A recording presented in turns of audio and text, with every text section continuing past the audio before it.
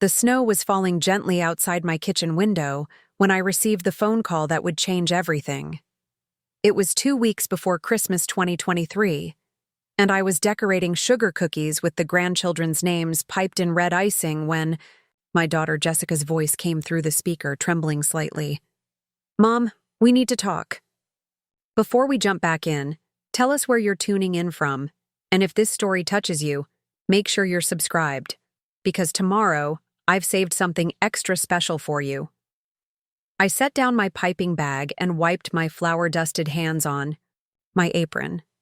After 47 years of being a mother, I knew that tone. It was the same voice she'd used as a teenager when she'd crashed the car or failed a test. Something was wrong. "What is it, sweetheart?" I asked, trying to keep my voice light despite the knot forming in my stomach. "It's about Christmas dinner," she began, and I could hear her husband Marcus in the background, his voice a low rumble of instructions. Marcus thinks it might be better if we kept Christmas small this year, just immediate family." I felt my heart skip. For 25 years, ever since Jessica had gotten married, I'd hosted Christmas dinner at my house. The whole family would gather, my 3 children, their spouses, 7 grandchildren ranging from 3 to 17. It was our tradition, our foundation, the highlight of my year. "What do you mean immediate family?"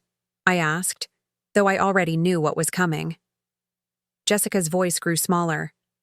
"Marcus said that technically, you're not immediate family to us anymore. You're extended family." The words hit me like a physical blow. Extended family. Extended family.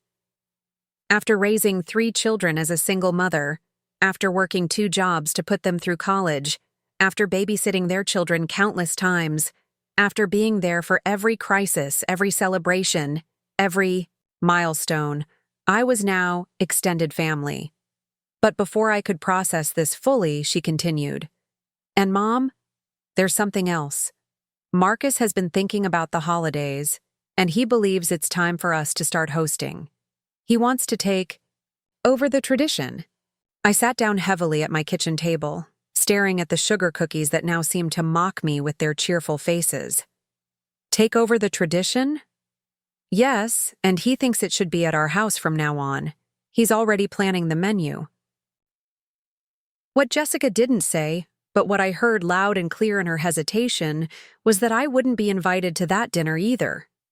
After 25 years of cooking, cleaning, shopping, and preparing everything to make their Christmas magical, my son-in-law was not just taking over, he was shutting me out entirely. Now, let me tell you how I, Eleanor Walsh, 68 years old and apparently extended family, decided to remind them exactly who holds the real power in this situation. You see, what Marcus didn't know, what none of them knew, was that I owned something far more valuable than just a house that could host Christmas dinner. But I'm getting ahead of myself. Let me start from the beginning, from the moment everything started to unravel. It was a crisp December morning when I first met Marcus Rodriguez 5 years ago. Jessica had been dating him for 8 months and was absolutely smitten. She brought him to Sunday dinner, and I'll admit, I was prepared to like him. He was handsome in a polished way, with perfectly styled hair and an expensive watch that caught the light when he gestured. He worked in commercial real estate, drove a Mercedes, and seemed to adore Jessica. What struck me first wasn't his appearance or his car, though. It was the way he looked around my home during that initial visit. His eyes moved constantly, cataloging, assessing. He asked pointed questions about the neighborhood, about property values, about how long I'd lived there. At the time, I thought he was making conversation.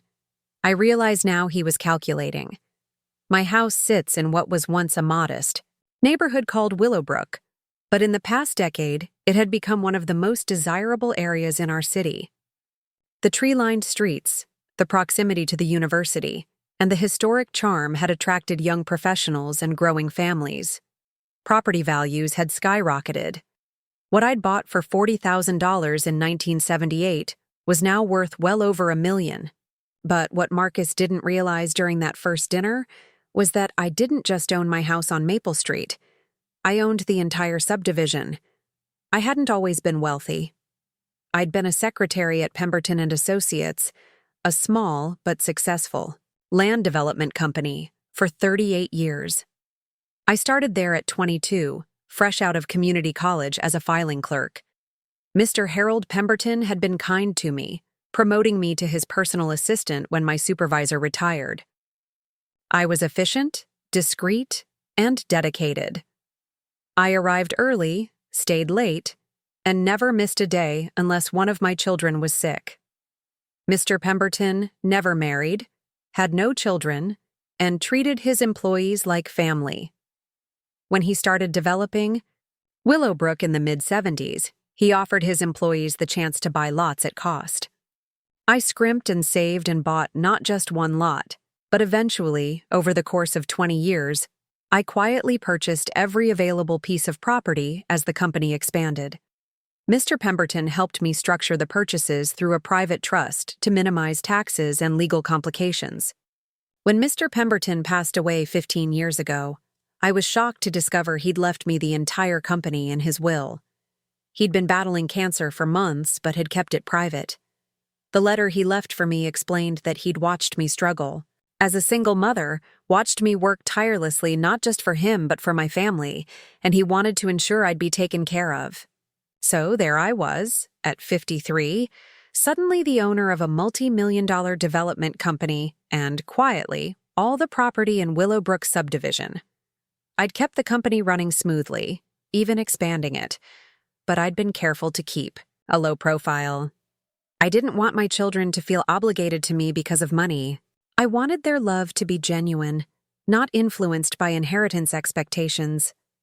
That decision was about to pay off in ways I never imagined. After Marcus and Jessica got engaged, I watched their relationship carefully. I noticed how Marcus always seemed to steer conversations toward money and status. He talked endlessly about his clients' million-dollar properties, about the importance of positioning yourself in the right circles, about how success was measured by your zip code and your address. During one family gathering, I overheard him telling Jessica that they needed to think strategically about their future. "Your mom's house is in a prime location," he said. "That lot alone has to be worth at least $1-2 million now. When she passes, that'll set us up perfectly for our future." I felt sick listening to him calculate my death and its financial benefits so casually, but I said nothing. I wanted to see what kind of man my daughter was really marrying. Over the next 3 years, Marcus's true nature revealed itself in small but telling ways. He began suggesting changes to our family traditions. He thought Mom's Christmas cookies were too rustic and preferred a more elegant dessert table. He felt the family Easter egg hunt was beneath his children's education level and suggested we hire entertainment instead. He gradually shifted family gatherings to his and Jessica's house, though he always remembered to include me, barely. I watched as Marcus slowly isolated Jessica from her siblings. He'd make snide comments about my son David's teaching salary, or my daughter Linda's choice to be a stay-at-home mom. He'd schedule trips or work events that conveniently conflicted with family gatherings. He was master craftsman at subtle manipulation, chipping away at family bonds while positioning himself as the reasonable, successful one. The first major incident happened 3 years ago at Thanksgiving. I'd prepared the meal as usual, but Marcus arrived 2 hours late with Jessica and their 2 children.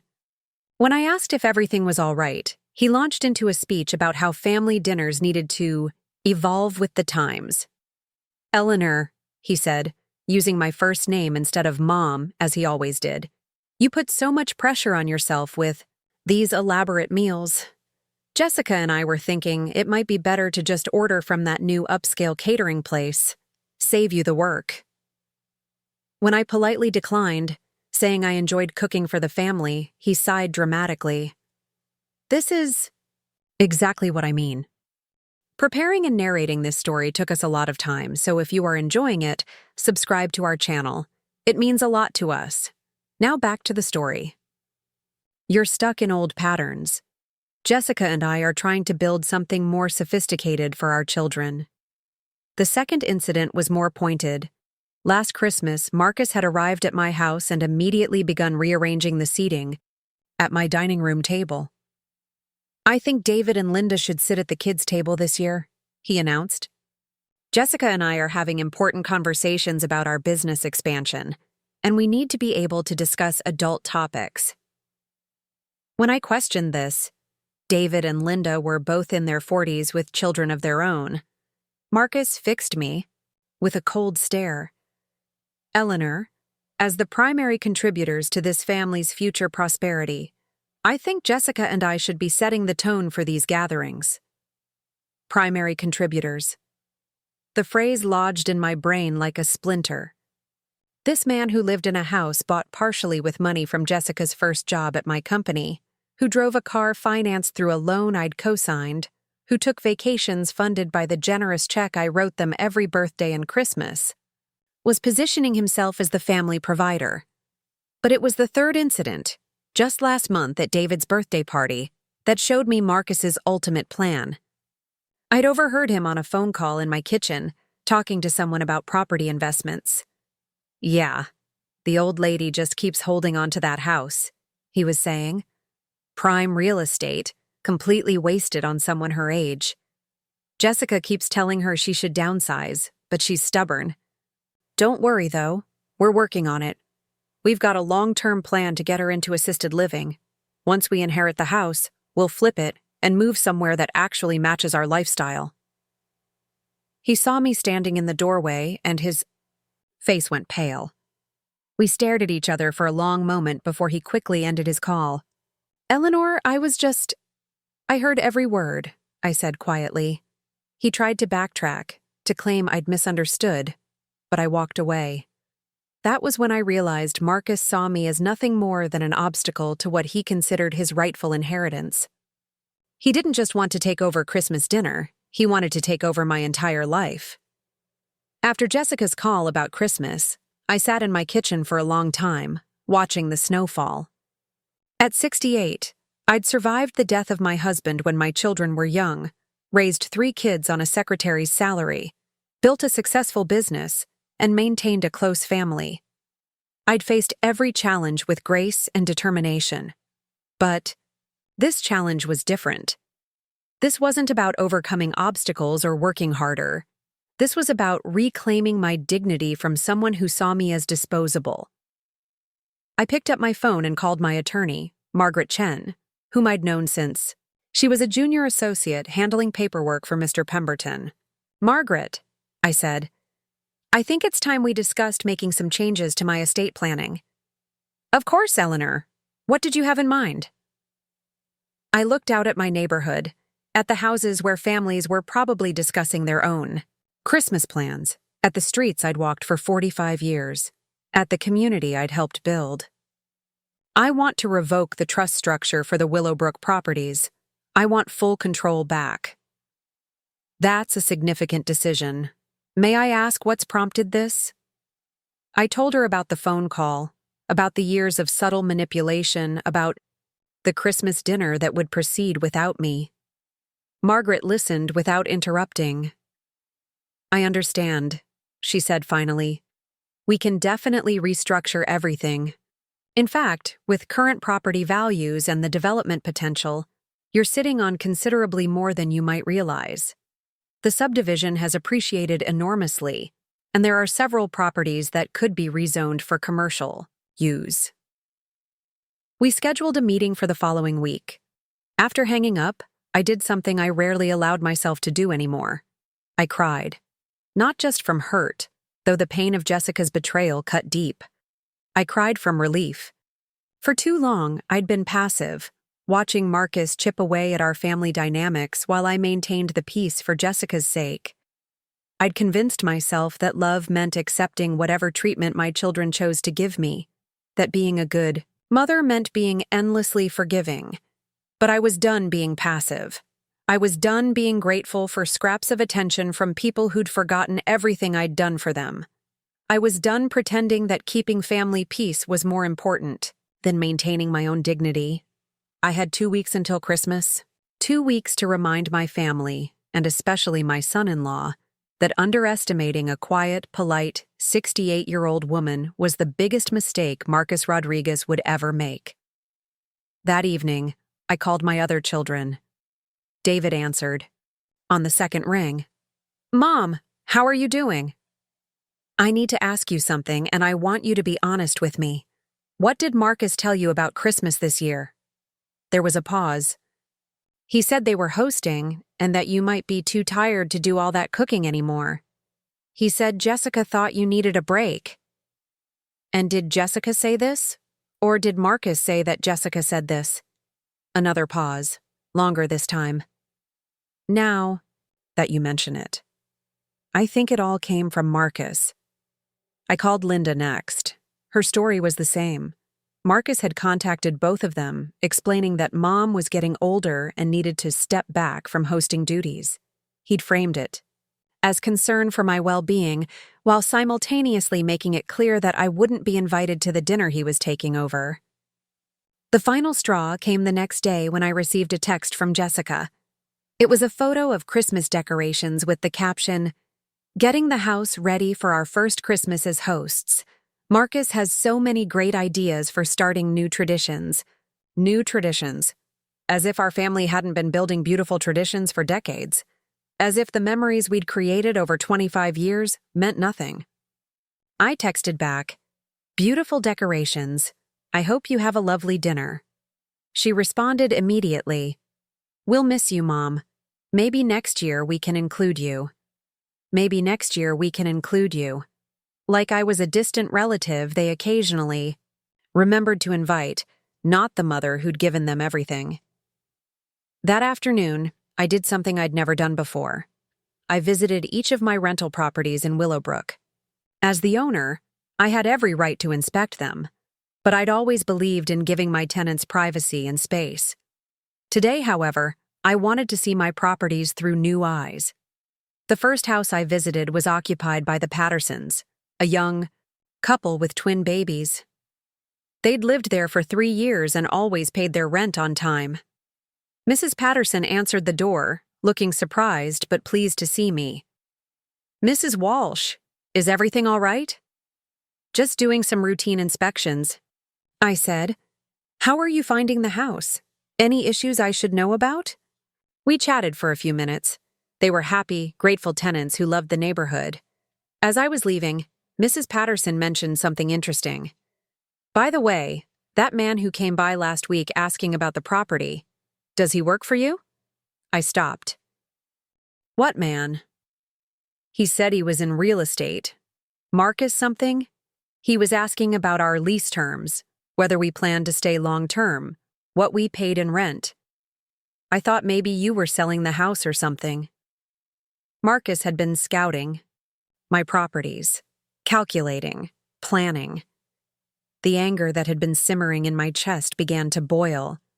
I visited 3 more properties that day. At 2 of them, tenants mentioned visits from a man matching Marcus's description. He'd been careful, claiming to be doing market research for potential buyers in the area. But I knew what he was really doing. He was building a business plan based on my assets, creating a future that didn't include me. That evening, I called Margaret Chen again. "Margaret, I need to ask you about something specific. If someone has been investigating my properties without my permission, gathering information about my tenants and rental income, could that constitute some form of harassment or invasion of privacy?" She was quiet for a moment. "Potentially, yes, especially if they're using false pretenses or if it's being done to intimidate or manipulate you. Are you dealing with something like this?"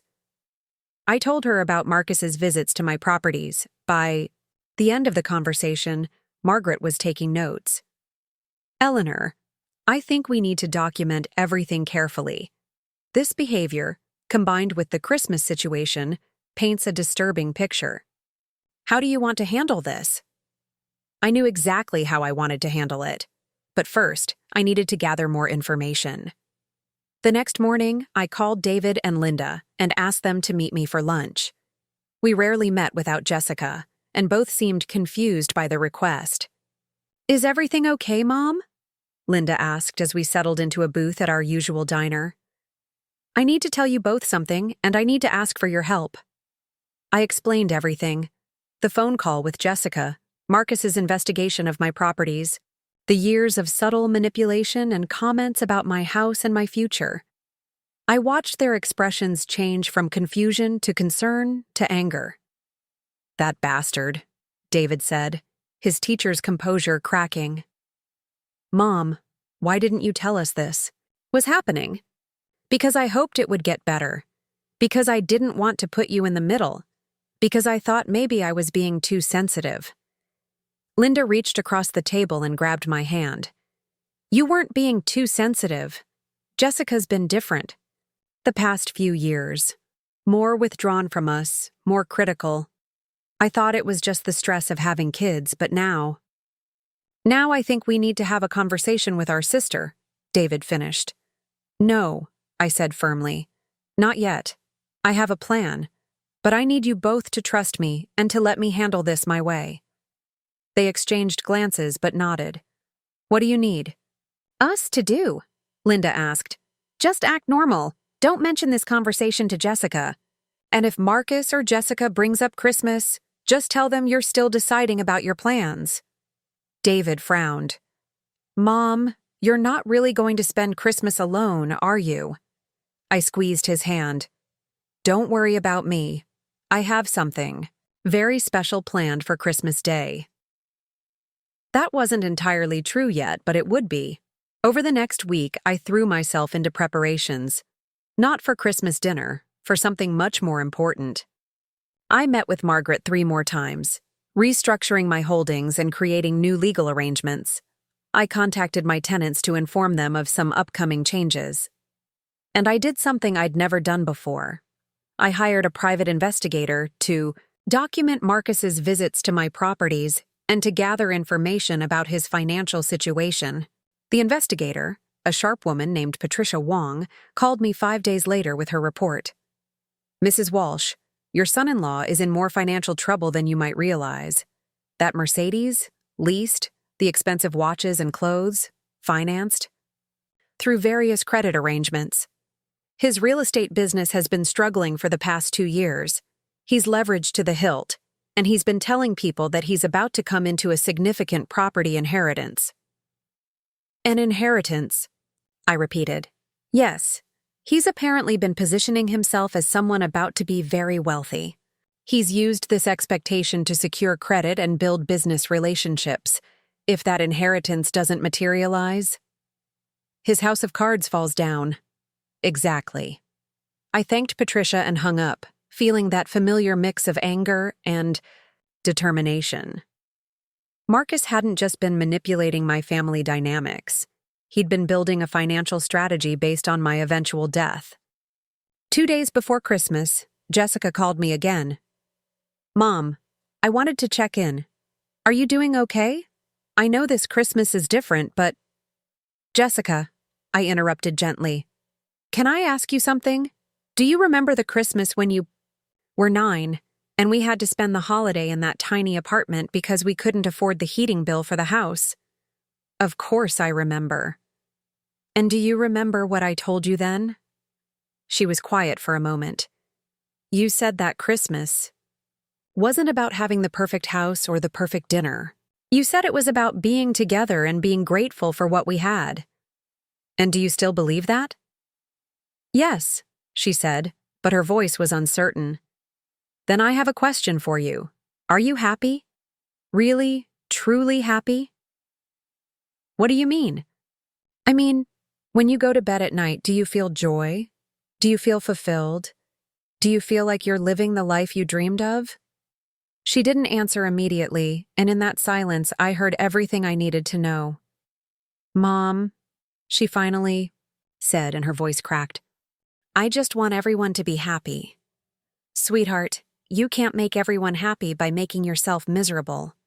It's not that simple. Jessica, I want you to know that whatever happens, I love you.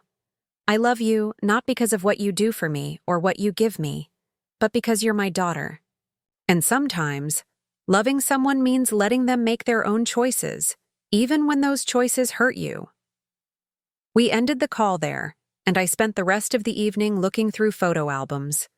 Pictures of Christmases past, of birthday, parties, of graduations and weddings and grandchildren's first steps. All of these memories had been created in love, had been given freely. Marcus could manipulate the present and try to control the future, but he couldn't take away the past. On Christmas Eve, I received a text from an unknown number. When I opened it, my blood ran cold. Just wanted to wish you a Merry Christmas from your new house. Enjoy your retirement. Marcus. The text included a photo. It was a screenshot of a real estate listing, my house, labeled as coming soon with Marcus Rodriguez as the listing agent. But Marcus had made a crucial error. I wasn't retired, I wasn't powerless, and I wasn't going anywhere. I called Margaret Chen, even though it was Christmas Eve. Margaret, we need to move forward with everything we discussed. All of it. I want the notices prepared and delivered first thing tomorrow morning. Eleanor, are you sure? Once we take these steps, there's no going back. I looked around my kitchen, at the sugar cookies I'd been decorating alone, at the Christmas stockings hanging by the fireplace, including ones for Jessica and her children who wouldn't be there in the morning. I've never been more sure of anything in my life, I said. Christmas morning would be one that the Rodriguez family, and indeed all of Willowbrook, would never forget. Little did Marcus know that the old lady he'd been manipulating wasn't just any ordinary grandmother. She was the landlord of his entire world, and it was time for him to learn the true meaning of consequences. The game was about to change completely, and I held all the cards. Christmas morning dawned crisp and clear, with fresh snow covering Willowbrook like a pristine white blanket. I stood at my kitchen window with my coffee, watching the Rodriguez house across the street. Smoke curled from their chimney, and I could see the warm glow of Christmas lights through their windows. Inside, they were probably opening presents, children squealing with delight, the camera flashing as Marcus documented his first Christmas as the family host. They had no idea that in 15 minutes, their world would implode. At exactly 9:00, a black sedan pulled up to the Rodriguez house. Margaret Chen stepped out first, followed by 2 process servers and a moving truck. I watched as they approached the front door, official documents in hand. My phone rang. It was Jessica. Mom, there are people at our door with legal papers. They're saying something about eviction. What's happening? Merry Christmas, sweetheart, I said calmly. Perhaps you should let them in. Through my window, I saw Marcus answer the door, his face visible even from this distance. I watched his expression change from annoyance to confusion to something approaching panic as he read the documents thrust into his hands. The first notice was an eviction order, 72 hours to vacate the premises due to breach of rental agreement. The second was a notification that their rental property was being converted to a corporate housing facility, effective immediately. The third was a cease and desist order prohibiting Marcus from conducting any further investigations into my properties or tenants. But the fourth notice was the one that would truly shake them. It was a detailed accounting of every property in Willowbrook Subdivision, listing Eleanor Walsh as the sole owner of each address, including the house they called home. My phone buzzed with a text from Marcus. Call me now. I set the phone aside and continued watching the scene unfold. Jessica had emerged from the house, still in her Christmas pajamas, holding baby Emma. The 2 older children, Tommy and Sarah, peered around her legs with worried faces. The moving truck crew was already unloading equipment, preparing for what would be a very busy day. David and Linda arrived at my house 20 minutes later, both looking shell-shocked. Mom, David said, barely containing his excitement and concern. Jessica called us. She's hysterical. Is it true? Do you really own their house? I own all. The houses in this neighborhood, I said simply, pouring them coffee. Sit down, Let me explain. Linda collapsed into a kitchen chair. How is this possible? You've been working as a secretary your whole life. I told them everything. About Mr. Pemberton, about the trust, about slowly acquiring property over decades, about keeping the inheritance quiet to protect their relationships with me, about discovering Marcus's true nature and his plans for my assets. Holy hell, David murmured. You're not just comfortable, you're wealthy. Comfortably wealthy, I corrected. And apparently that threatens some people. Linda's phone rang.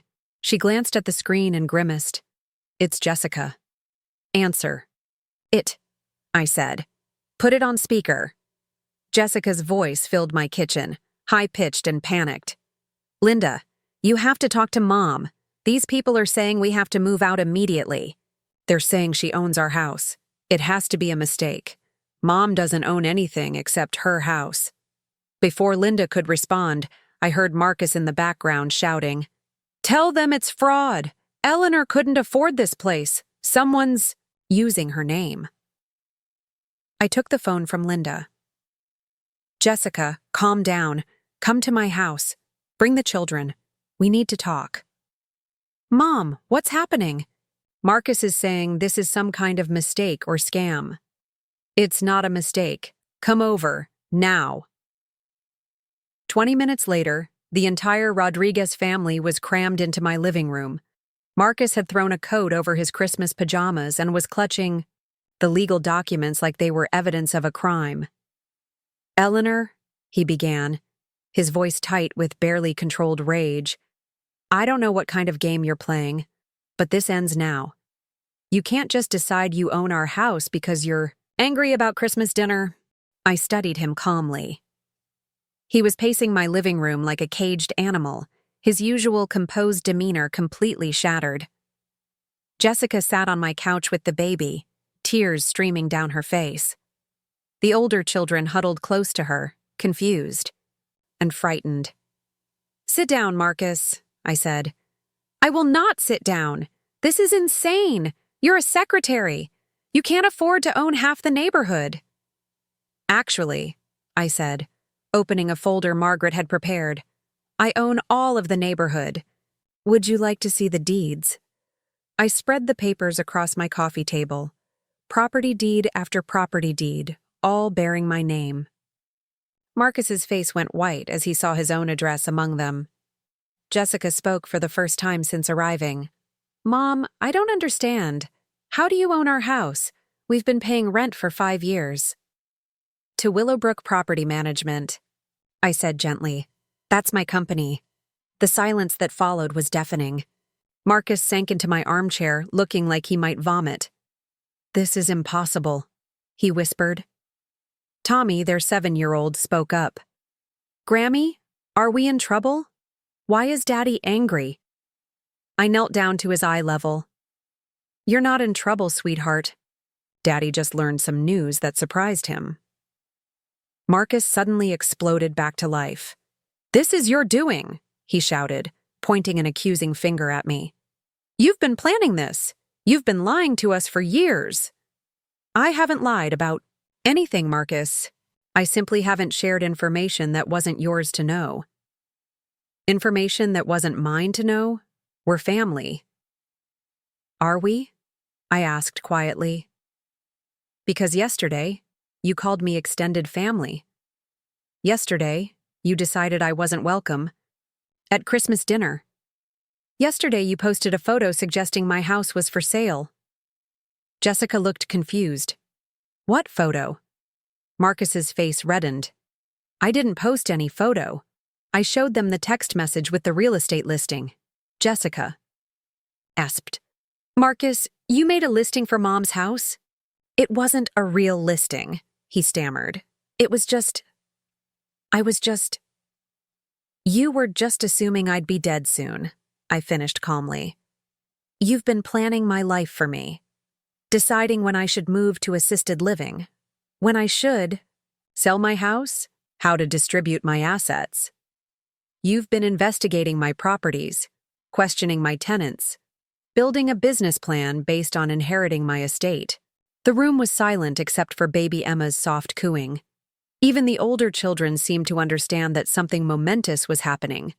Patricia Wong, the private investigator, had prepared a comprehensive report on Marcus's activities.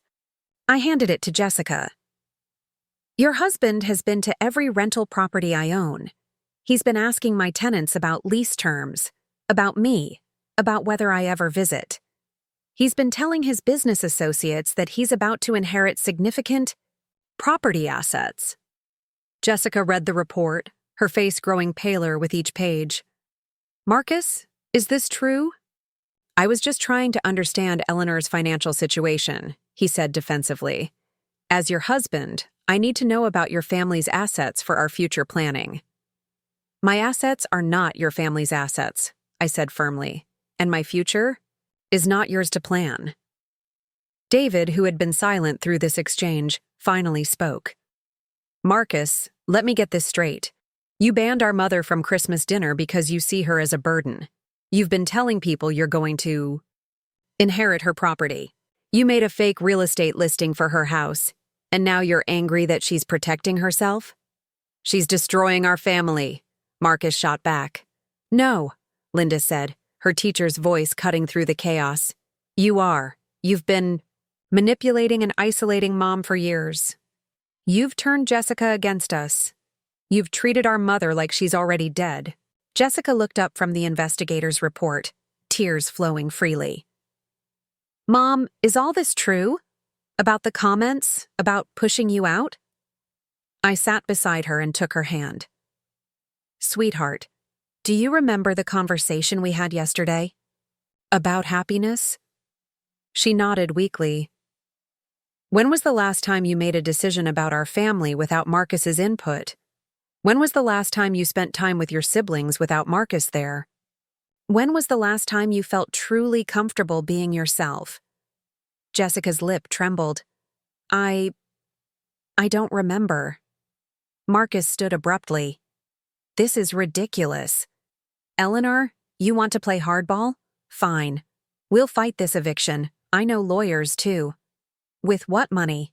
I asked. Patricia's investigation revealed your financial situation, Marcus. You're leveraged to the hilt.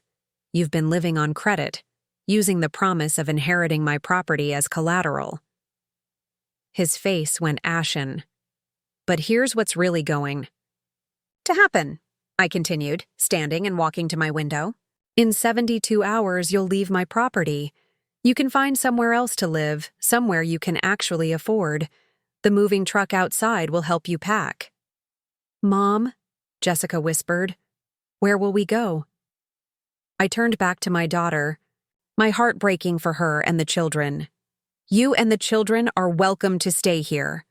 Marcus exploded. Absolutely not. You're not taking my family. I'm not taking anyone, I said calmly. I'm offering my daughter and grandchildren a home. You're welcome to be part of that, but only if you can treat me with the respect I deserve. Respect? Marcus laughed bitterly.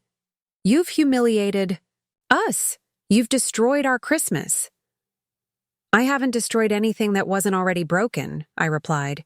You destroyed Christmas when you decided I wasn't welcome at the family table. You destroyed respect when you started planning my death and your inheritance. You destroyed trust when you began investigating my properties behind my back. Sarah, their 10-year-old, started crying. The sound of her tears broke something in the room. Tommy stood up and walked over to me. Grammy, I don't understand why everyone's fighting. I just want Christmas. I picked him up, feeling his small body trembling. I know, sweetheart. Sometimes grown-ups make mistakes and it takes time to fix them. Jessica looked at Marcus, then at her children, then at me. Something in her expression shifted. Marcus, she said quietly, we should accept Mom's offer. Absolutely not. I will not be beholden to someone who what? Jessica interrupted, and for the first time in years, I heard steel in her voice. Someone who raised 3 children. Alone? Someone who worked multiple jobs to put us through college? Someone who helped us buy our first car, who co-signed our loans, who babysits our children for free? Marcus stared at her, clearly shocked by her sudden assertion. Someone, Jessica continued, standing with baby Emma in her arms, who just found out her son-in-law has been telling people she'll be dead soon and planning to sell her property? Someone who discovered her own daughter was willing to exclude her from Christmas dinner? The room fell silent again. Jessica walked to the window and looked out at the moving truck, at the legal team still coordinating outside. 5 years ago, I fell in love with a man who seemed successful and charming, she said, her voice steady despite the tears. But over time, I've watched that man isolate me from my family. I've watched him manipulate situations to get what he wants. I've watched him calculate the value of my mother's life like she's a stock portfolio. She turned back to Marcus. I'm staying here with the children. Marcus's face cycled through several emotions before settling on rage. Fine! You want to crawl back to Mommy? Go ahead, but don't expect me to support this family from whatever apartment I can afford. Marcus, David said, standing up. You've never supported this family. Eleanor's been subsidizing your lifestyle for years. This was information I hadn't shared with David and Linda before, but the investigator had uncovered it. The down payment for Marcus and Jessica's cars had come from a check I'd written them for Christmas 2 years ago. The private school tuition for Tommy and Sarah was covered by money I'd been sending Jessica monthly, which she'd passed on to Marcus to manage. Marcus looked like he might explode. That's different. That's family helping family. No, I said firmly. That's family taking advantage of family, and it stops now. What happened next surprised everyone. Margaret Chen, who had been quietly observing from the kitchen doorway, stepped forward with another set of documents. Before this conversation goes any further, she said professionally, there are additional matters to address. She handed Marcus a thick envelope. These are financial disclosures related to your business activities. You've been using Mrs. Walsh's property as collateral for various business loans without her knowledge or consent. Marcus went rigid. What are you talking about? Your real estate company listed Mrs. Walsh's properties as anticipated assets when applying for business loans and lines of credit. You've essentially been fraud, Mr. Rodriguez. The color drained from his face completely. Margaret continued. We've also documented several instances where you've collected rental deposits from prospective tenants for properties you don't own, telling them you're the property manager for Willowbrook. Jessica stared at her husband in horror. Marcus, what is she talking about? It's not. I wasn't. Marcus sank into the chair again, his shoulders slumping. Linda picked up one of the documents and read aloud. Brazos Business Credit. Loan application dated 6 months ago. Anticipated inheritance of multiple rental properties in Willowbrook Subdivision. Estimated value $2 million. Signed by Marcus Rodriguez. $8.2 million, David repeated slowly. You've been telling people Mom's estate is worth over $8 million? Actually, I said quietly, he was fairly close. Everyone turned to stare at me. Between the property values in Willowbrook, the expansion properties, and the business, the total worth is approximately $11 million. You could have heard a pin drop. Tommy whispered, Grammy, what's $1 million? Before anyone could answer, Marcus suddenly stood up and headed for the door. I'm not listening to any more of this insanity. Marcus, Margaret called after him. We're not finished. Yes, we are, he said without turning around.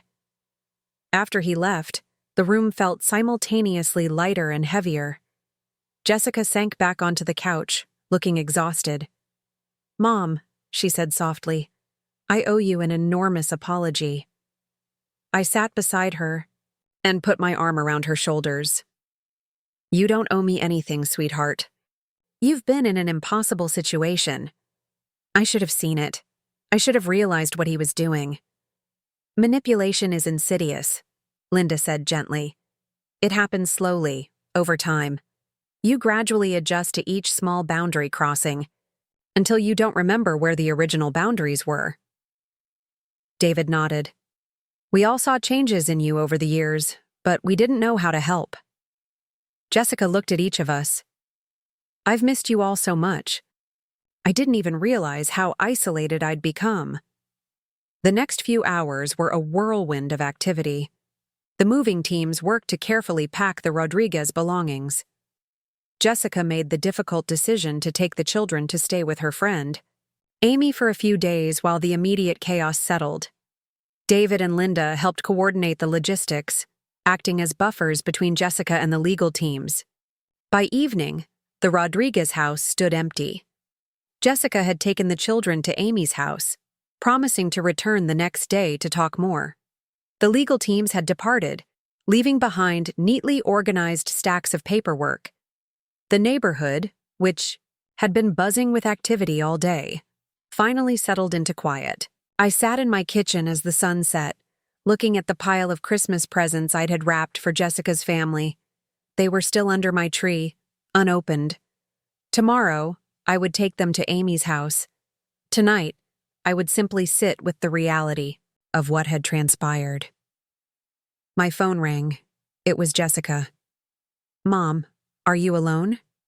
Yes, sweetheart. I want you to know that what happened today, it changed everything for me. Not just the money revelation, but seeing how Marcus treated you. Watching his reaction when he realized you weren't powerless. How are the children? Confused but resilient. Tommy keeps asking if Grammy is really rich, and Sarah wants to know if we'll get to see you for New Year's. I smiled despite everything. Of course, we'll make new traditions. Mom, there's something else. After we left your house, Marcus called me. My stomach tightened. What did he say? He said this wasn't over. He said you'd made a powerful enemy and that he wasn't going to just disappear. I'd been expecting this. Men like Marcus don't simply accept defeat and move on. They double down. They retaliate. They look for weaknesses to exploit. Did he say anything specific? He said he knows things about Willowbrook properties that could bring everything crashing down. He said you weren't as smart as you thought you were. I considered this. Marcus had access to financial records through his relationship with Jessica. He'd seen property management documents, observed my business operations from the inside. What could he possibly think he knew that would threaten me? Jessica, I need you to do something for me. Anything. I need you to gather any documents Marcus might have been keeping related to Willowbrook properties. Any business records, financial statements, anything he might have copied or saved. You think he took something? I think he's the kind of man who always has a backup plan. That night, I called Margaret Chen at home. Eleanor, how are you holding up? I'm fine, but we might have a problem. Marcus made some threats to Jessica about bringing everything crashing down. Margaret was quiet for a moment. I'll contact our investigative accountant first thing tomorrow. We should audit everything. Make sure there are no vulnerabilities. There's something else, I said. Over the years, Marcus has had access to a lot of information through Jessica. Bank statements, property records, business documents. If he copied anything. We'll handle it, Margaret assured me. Eleanor, you did the right thing today. What Marcus was doing was a form of financial elder abuse. You protected yourself and your assets. After hanging up, I stood in my living room, looking at the Christmas tree with its unopened presents. 47 years ago, I'd brought home my first daughter as a single mother. I'd thought the hardest parts of parenting were behind me. I was beginning to realize I'd been wrong. The next morning brought new developments. Margaret called at 8 o'clock with disturbing news. Eleanor, Marcus filed several reports overnight. He's claiming you're mentally incompetent and that your property dealings are evidence of diminished capacity. He's also filed a complaint with the state a state commission alleging fraudulent business practices. I felt a cold fury settle in my chest. Based on what evidence? He's claiming you've been operating under multiple business names without proper disclosure, that you've misrepresented yourself to tenants, and that your sudden decision to evict him proves you're not thinking clearly. And the mental competency challenge? He's petitioned for a court-ordered psychological evaluation. He's claiming that your behavior over the past week shows irrational decision-making and possible elder abuse by unnamed family members. I had to hand it to Marcus. He was fighting back with everything he had, using the legal system to tie me up and cast doubt on my competency. It was a smart strategy if his goal was to create enough chaos to derail my plans. What's our next step? We fight back twice as hard, Margaret said grimly. I'm calling an emergency meeting for this afternoon. We need to prepare a comprehensive response that not only defends your actions, but demonstrates exactly what kind of man Marcus Rodriguez really is. Jessica arrived at my house around noon, looking haggard but determined. She carried a large box with her. I found these in our home office safe, she said, setting the box on my kitchen table.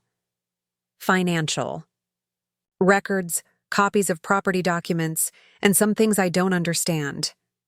We went through the box together. What we found was shocking. Marcus had been keeping meticulous records, but not for the reasons I'd initially thought.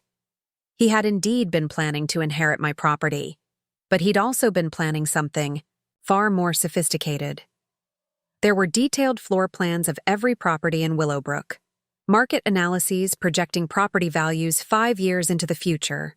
Most disturbing were the preliminary agreements with developers, dated just 2 months ago, discussing the potential for rezoning the entire subdivision for commercial use. Mom, Jessica said quietly, he was going to tear down the whole neighborhood. I studied the documents. Marcus had been researching the process for changing zoning laws, for convincing a city council to approve commercial development, for transforming Willowbrook from a residential community into a commercial district. The potential profits were staggering. If he could have inherited my properties and successfully rezoned them, he could have sold to developers for tens of millions of dollars. He wasn't just planning to inherit your house, Jessica continued, her voice hollow. He was planning to destroy everything you built. That afternoon, Margaret's team assembled in my living room. Margaret, Patricia Wong, 2 additional attorneys, and the investigative accountant formed what looked like a war council. Based on what we've discovered, Margaret began, Marcus Rodriguez's strategy is becoming clear. He's going to claim that Eleanor's actions are evidence of manipulation by other family members, possibly suggesting that David or Linda convinced her to evict Jessica's family for their own benefit. David shook his head. That's insane. We just learned about any of this yesterday. It doesn't matter what's true, one of the other attorneys explained. It matters what can be argued in court. Marcus is trying to create a narrative where Eleanor is either mentally incompetent or being manipulated by greedy children. Patricia spoke up.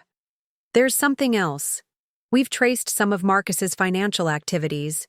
He's not just leveraged personally. His business has been operating with significant debt for over 2 years. The only thing keeping him solvent has been the promise to investors that he has access to property worth millions. Access to property, I repeated. Not ownership. Exactly. He's been taking money from investors, essentially promising to flip properties he doesn't own. Margaret nodded grimly. Which means he's perpetrated fraud against multiple parties.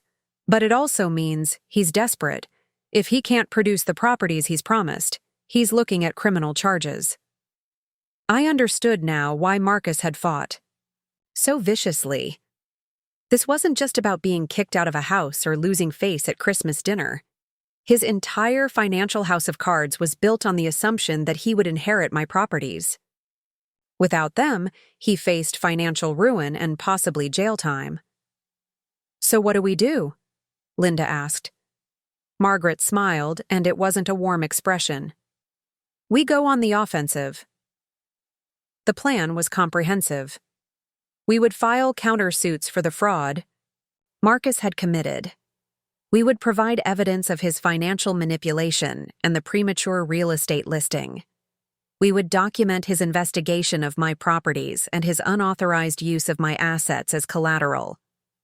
Most importantly, we would demonstrate that far from being mentally incompetent, I had been making shrewd, protective decisions to safeguard assets that Marcus had been attempting to steal. "Eleanor," Margaret said, "we're going to need you to undergo the psychological evaluation he's requested. I know it's invasive and insulting, but we need to remove that weapon from his arsenal." "I understand." Dr. Sarah Chen, an excellent forensic psychologist, will conduct the evaluation. It will be thorough, but I'm confident it will demonstrate your complete competency. Over the next 3 days, the legal battle intensified. Marcus had hired an aggressive attorney who seemed determined to make my life as difficult as possible. They filed motion after motion, requested document after document, and generally did everything possible to tie up the proceedings.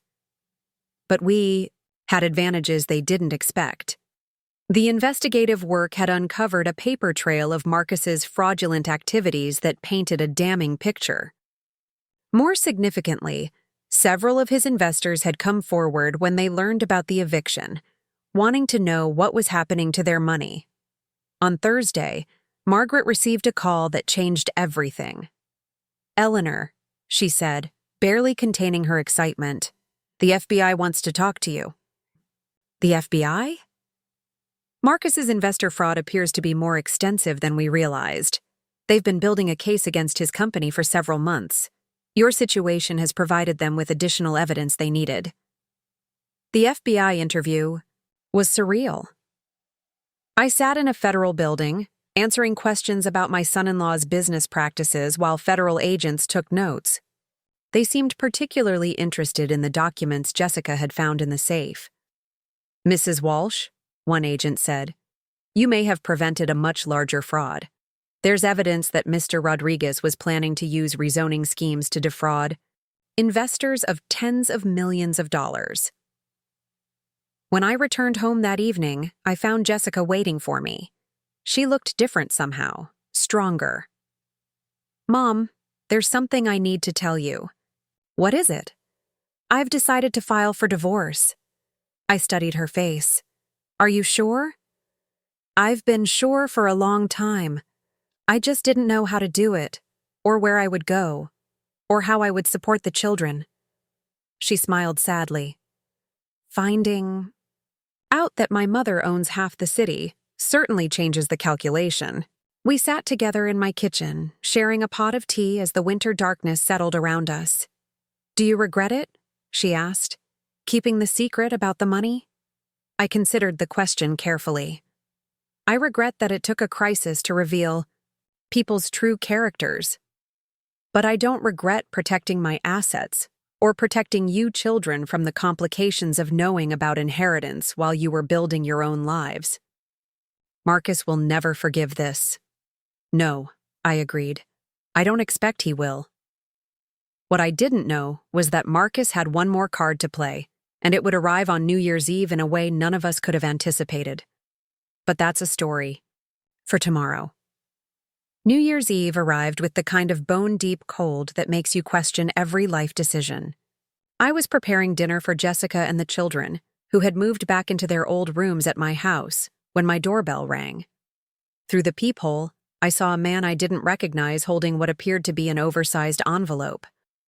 "Mrs. Walsh, I'm required to deliver this personally." He handed me the envelope and left quickly, as if he didn't want to be associated with whatever was inside. The return address made my stomach drop. Westside Legal Associates, Marcus's new legal team. Inside were papers that made my hands shake as I read them. Marcus was suing for half my estate. The legal argument was creative. I had to give him that. He claimed that because Jessica was his wife, and he had been operating under the assumption that her family possessed significant assets when making major financial decisions, he was entitled to what amounted to spousal rights to inheritance expectations. He was arguing that I had deliberately concealed assets to defraud him of his rightful future inheritance through marriage. But that wasn't the worst part. Attached to the lawsuit was a document that made my blood run cold, a petition to place Jessica under psychiatric hold, claiming she was suffering from battered woman syndrome and was being manipulated by family members into making decisions against her own interests. I read the petition twice before the full implications hit me. Marcus wasn't just going after my money anymore. He was going after Jessica's custody of the children. Jessica walked into the kitchen just as I was calling Margaret. One look at my face, and she knew something was terribly wrong. What happened? I handed her the papers. She read through them, her face growing paler with each page, until she reached the psychiatric hold petition. Then she dropped into a chair like her legs had given out. "He's trying to have me committed," she whispered. "Over my dead body," I said firmly. Margaret's voice came through the phone speaker. "Eleanor, I need you both to come to my office, immediately. And Jessica, pack a bag for yourself and the children. Take them somewhere Marcus doesn't know about tonight." "What's happening?" Tommy asked from the kitchen doorway, holding baby Emma's hand. Sarah followed behind them, her 10-year-old face creased with worry. Jessica quickly composed herself. "We're going to visit Aunt Linda tonight, a sleepover." The children cheered, too young to recognize the forced cheer in their mother's voice. An hour later, we sat in Margaret's office while the children played in the firm's conference room under the supervision of Margaret's assistant. The situation was worse than I'd initially understood. "The psychiatric hold petition is scheduled for an emergency hearing tomorrow morning," Margaret explained. "Marcus is claiming that Jessica's decision to leave him and move in with Eleanor demonstrates she's not thinking clearly. He's produced evidence that she's been under what he calls undue influence." "What evidence?" I asked. Margaret showed us a thick folder. Photos of the legal proceedings on Christmas Day, documentation of the eviction, records showing the sudden change in Willowbrook Properties management. He's painting a picture of a vulnerable woman being manipulated by a wealthy mother who suddenly revealed hidden assets. Jessica stared at the papers. "But none of that proves I'm mentally ill." "It doesn't have to," Margaret said grimly. "Emergency psychiatric holds have a low bar. The judge only needs to believe there's potential danger to yourself or others, or evidence of severely impaired decision-making." I felt rage building in my chest. This is about the children. Exactly. If Jessica is placed on psychiatric hold, Marcus automatically gets emergency custody. And once he has custody, it becomes much harder to reverse. The full scope of Marcus's strategy was becoming clear. He'd realized he couldn't get my money directly, so he was going to use the children as leverage. He would take the kids, then negotiate from a position of power. Either I gave him what he wanted, or I'd lose access to my grandchildren. "What are our options?" Jessica asked. Margaret leaned forward. "We fight. Hard. We've been gathering evidence of Marcus's financial crimes, but now we need to pivot to documenting his fitness as a parent. We need to show that he's the one who poses a danger." Patricia Wong, our private investigator, had been silent through this discussion. Now she spoke up. "I've been tracking Marcus since Christmas. You need to see what I found." She opened her laptop and showed us surveillance photos. Marcus entering a casino on 3 separate nights since Christmas. Marcus meeting with known loan sharks. Marcus in heated arguments with several men who looked like they weren't in the lending business for the interest rates. "He's in debt to dangerous people," Patricia explained. "The same investors he defrauded. They want their money back, and they're not patient people." Margaret studied the photos. "This changes things. We can argue that Marcus poses a danger to the children because of his criminal associates." "There's more," Patricia continued. "I've been investigating the timeline of when Marcus first started planning this inheritance scheme. It goes back further than we thought." She pulled up financial records on her laptop, Marcus began researching Eleanor's property ownership 6 months after he started dating Jessica. The first loan applications using anticipated inheritance as collateral were filed 2 years before they got married. The room fell silent as the implications sank in. "He married me for money he thought my mother had," Jessica said quietly. "He never loved me. He loved what he thought I could give him." I reached over and took her hand. She was trembling. "There's something else," Patricia said, her voice gentle. "I found records of Marcus's previous relationships.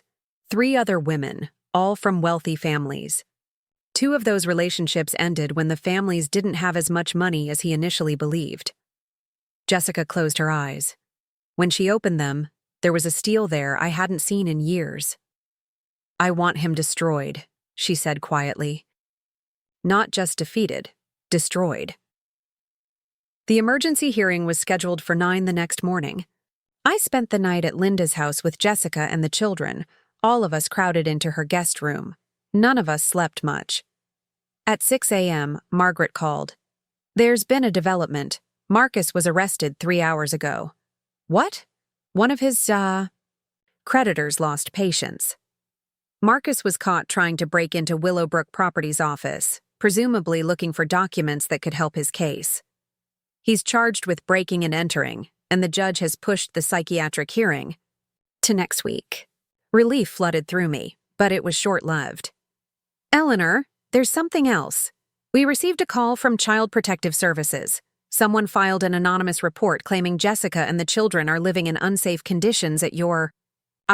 Marcus wasn't giving up.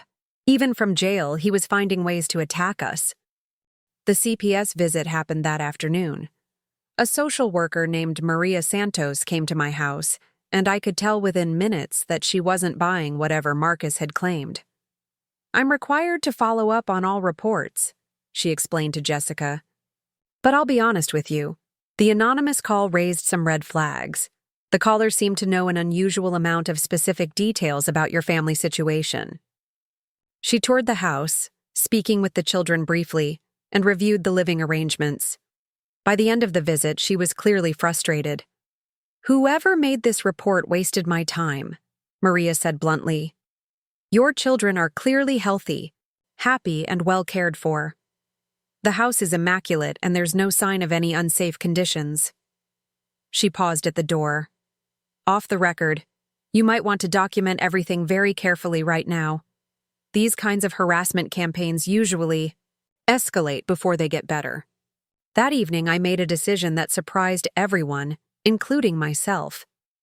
"I'm bailing Marcus out of jail," I announced. Jessica stared at me like I'd lost my mind. "What? Why?" "Because as long as he's in jail, he's a victim.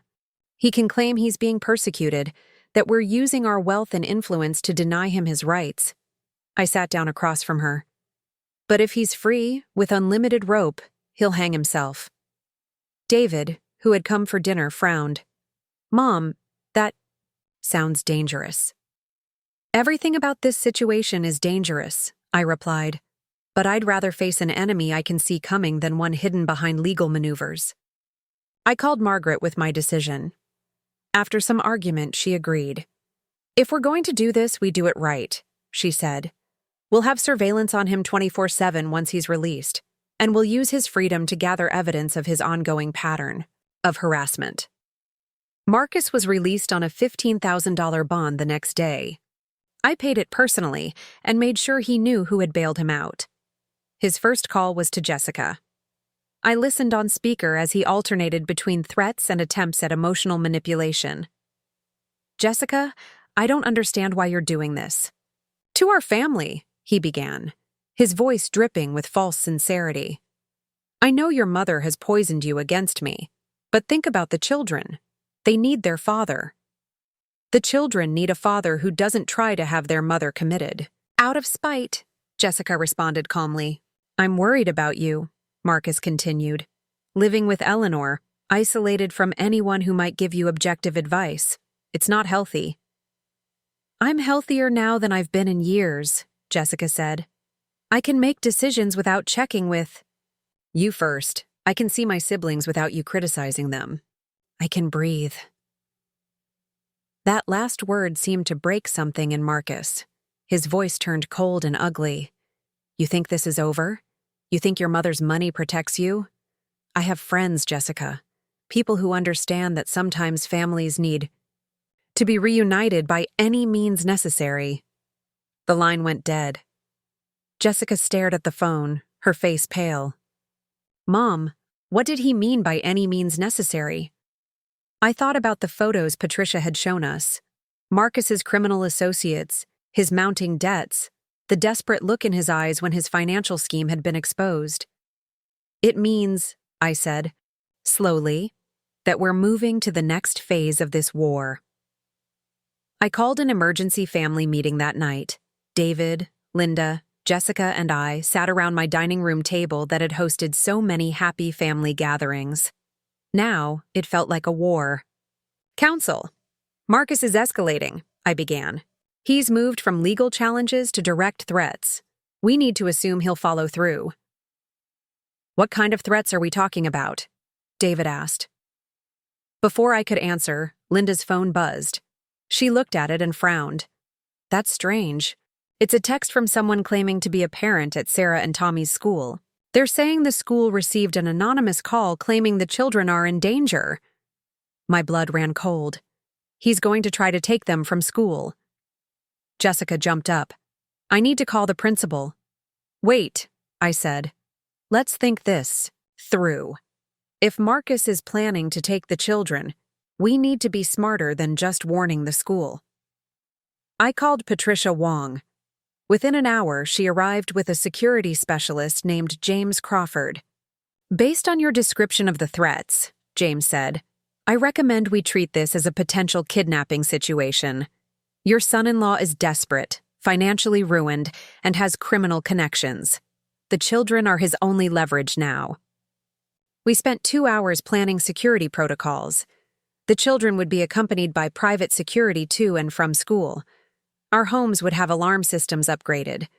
Patricia would maintain surveillance on Marcus and his known associates. There's one more thing, James said as he was leaving. You might want to consider the psychological warfare aspect.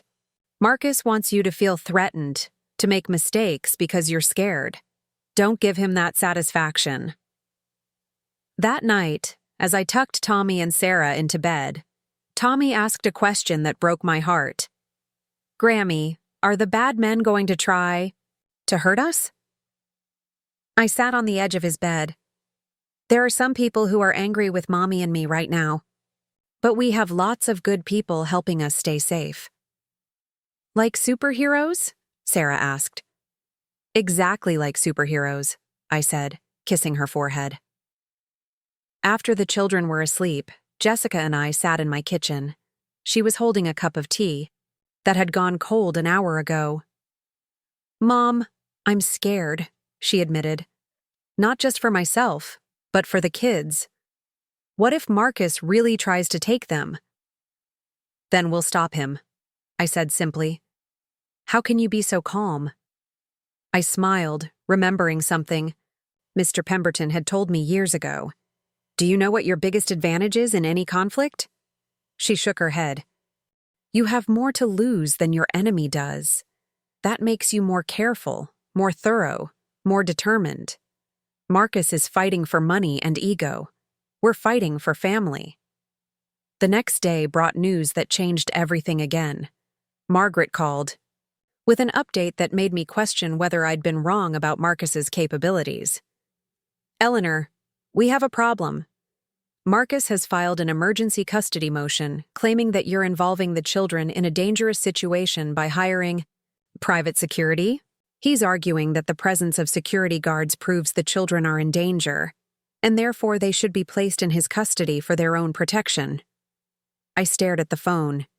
He forced us to hire security by threatening us, and now he's using the security as evidence that we're unfit guardians? It's diabolical, but it might work, Margaret admitted. Emergency custody laws are designed to remove children from danger quickly. The judge might decide that the safest place for them is with their father, away from whatever threat requires. armed guards. When is the hearing? Tomorrow afternoon. I felt something inside me harden. Marcus had been outmaneuvering us because we'd been playing defense. It was time to go on the attack.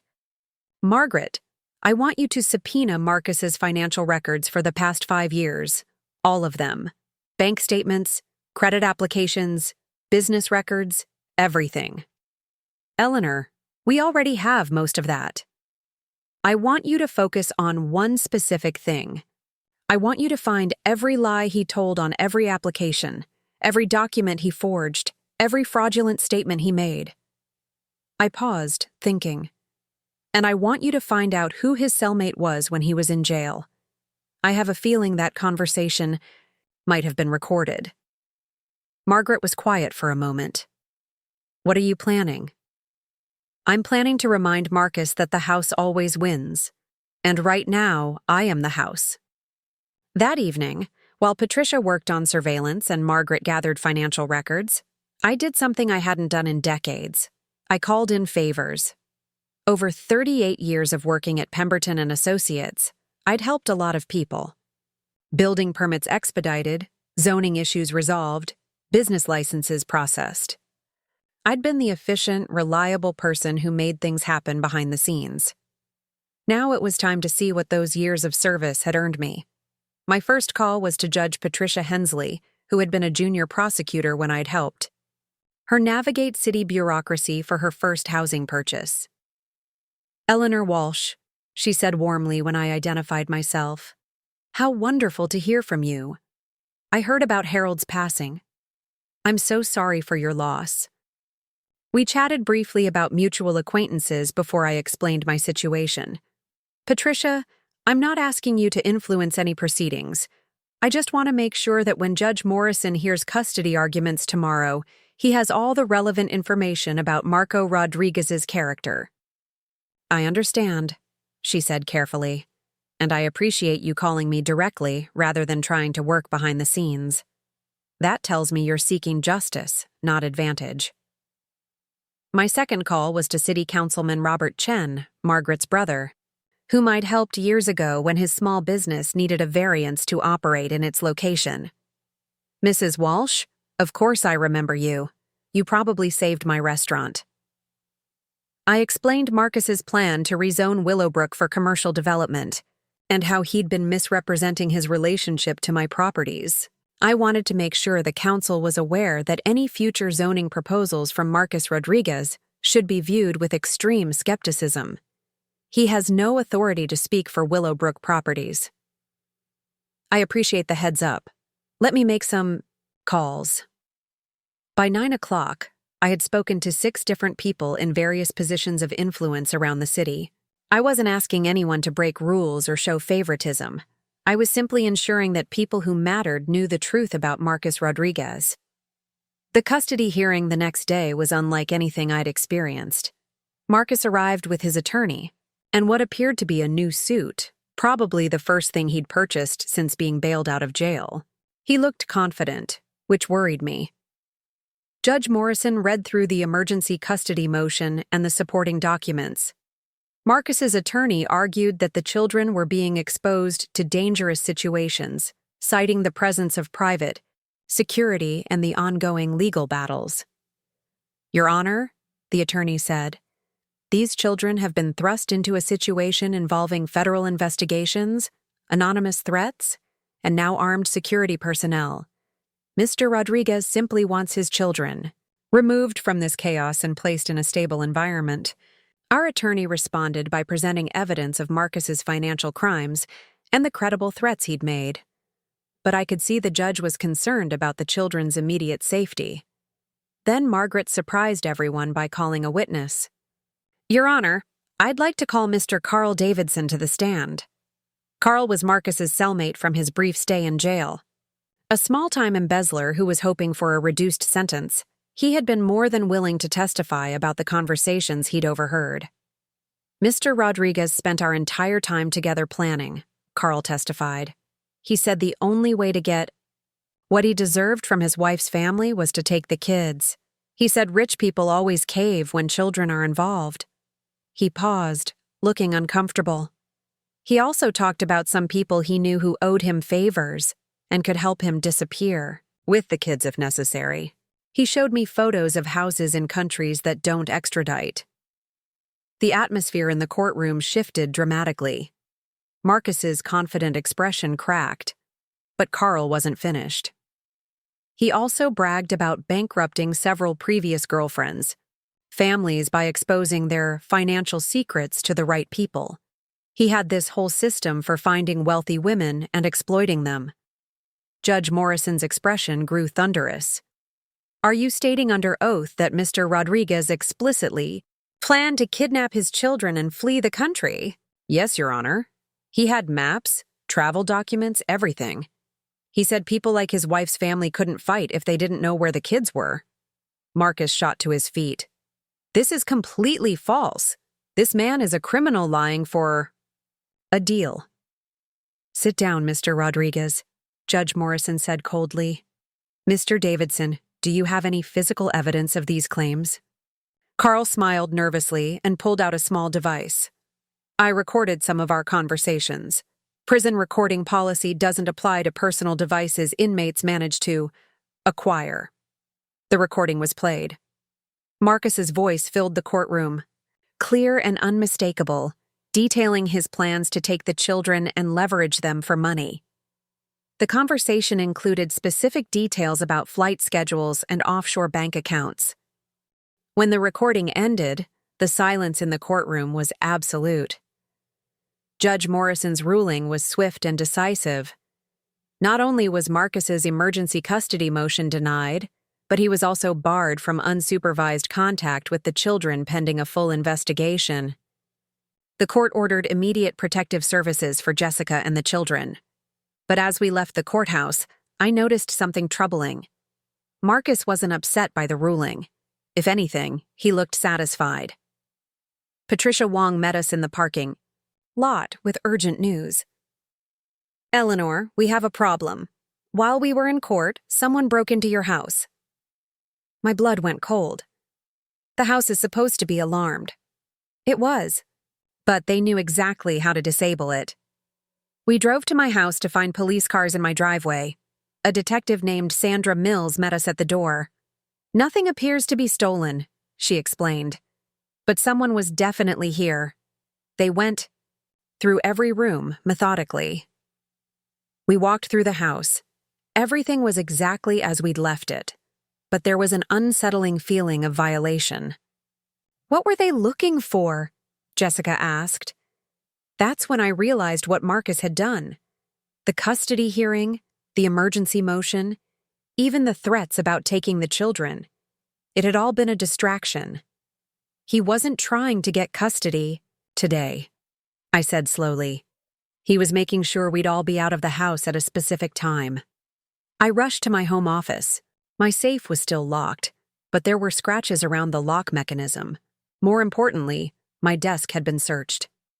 He was looking for something specific, I murmured, checking my files. Then I saw it. A gap in my filing cabinet where a particular folder should have been. He took the Pemberton Trust documents, I said, my voice hollow. Those documents contained information about how my inheritance had been structured, including details about shell companies and offshore accounts that Mr. Pemberton had established for tax purposes. Legitimate and legal, but potentially complicated to explain if taken out of context. My phone rang. It was an unknown number. Eleanor, Marcus's voice came through the speaker. I think we should meet. I think you should turn yourself in. For breaking and entering. He laughed. That's interesting coming from someone with so many interesting financial arrangements. Did you know that shell companies used to hide income can be considered money laundering under certain federal statutes? I felt ice in my veins. What do you want, Marcus? I want what was always mine. But now my price has gone up. I want half your estate, full custody of my children, and a written acknowledgement that you manipulated Jessica into leaving me. And if I refuse? Then tomorrow morning, copies of some very interesting documents will be delivered to the FBI, the IRS, and several news outlets. The media loves stories about wealthy widows hiding money offshore. The line went dead. I looked around the room at Jessica, Margaret, and the police detective. Everyone was staring at me. "Well," I said calmly, "I guess it's time for the final round." But first, I had a phone call to make. It was time to cash in one more favor, the biggest one I'd ever asked for. The person who answered would change everything. The phone number I dialed belonged to someone I hadn't spoken to in 15 years, but who owed me a debt that had never been repaid. "Harrison Sterling," the voice answered, crisp and authoritative. "Harry, it's Eleanor Walsh. I need to collect on that favor you owe me." There was a long pause. Harry Sterling was now the regional director of the FBI's Financial Crimes Division. 15 years ago, he had been a junior agent struggling to make his mortgage payments while supporting his sick daughter. I had quietly helped him through that difficult time, asking nothing in return. "Eleanor," he said, and his voice had warmed considerably. "I heard about Harold's passing. I'm very sorry. He was a good man." He was. "Harry, I'm in a situation that requires your particular expertise." I explained everything, keeping my voice steady and professional. Marcus's financial fraud, his threats against my family, and now his attempt to use stolen documents to extort me. "Eleanor, if what you're telling me is accurate, this man has committed multiple federal crimes. The wire fraud alone could put him away for years. I need this handled quickly and decisively, Harry. He's threatened to harm my family if his demands aren't met." "Where are you now?" "At my home. He's supposed to call me in 12 hours with instructions." "Don't answer that call. We'll be in touch within 6 hours." After hanging up, I turned to face the room full of worried faces. "Who was that, Mom?" Jessica asked. "An old friend who specializes in dealing with financial criminals." I walked to the window and looked out, at the neighborhood I'd spent decades building. Marcus made one critical error in his planning. "What's that?" Margaret asked. "He assumed I was just a sweet old lady with money and no connections." I smiled grimly. "He never bothered to find out how I made those connections." "Detective." Mills looked intrigued. "Mrs. Walsh, are you saying you know people in law enforcement?" "I know people in many places, Detective. 38 years of helping people when they needed it most tends to create a network." Over the next few hours, my house became a command center. FBI agents arrived quietly, setting up surveillance equipment and preparing for Marcus's call. Agent Sterling brought a team of specialists in financial crimes and extortion cases. "Mrs. Walsh," he said privately, "I want you to know that based on the evidence you've provided, we already had an ongoing investigation into Mr. Rodriguez's activities. Your situation has accelerated our timeline." "What does that mean?" "It means Mr. Rodriguez is going to be very surprised when he makes his next move." Jessica overheard this conversation and pulled me aside. "Mom, you never told me you knew FBI agents." "There are many things I haven't told you, sweetheart. I spent 38 years being helpful and discreet for a lot of people. Some of those people went on to successful careers in law enforcement." She shook her head in amazement. "Who else do you know that I don't know about?"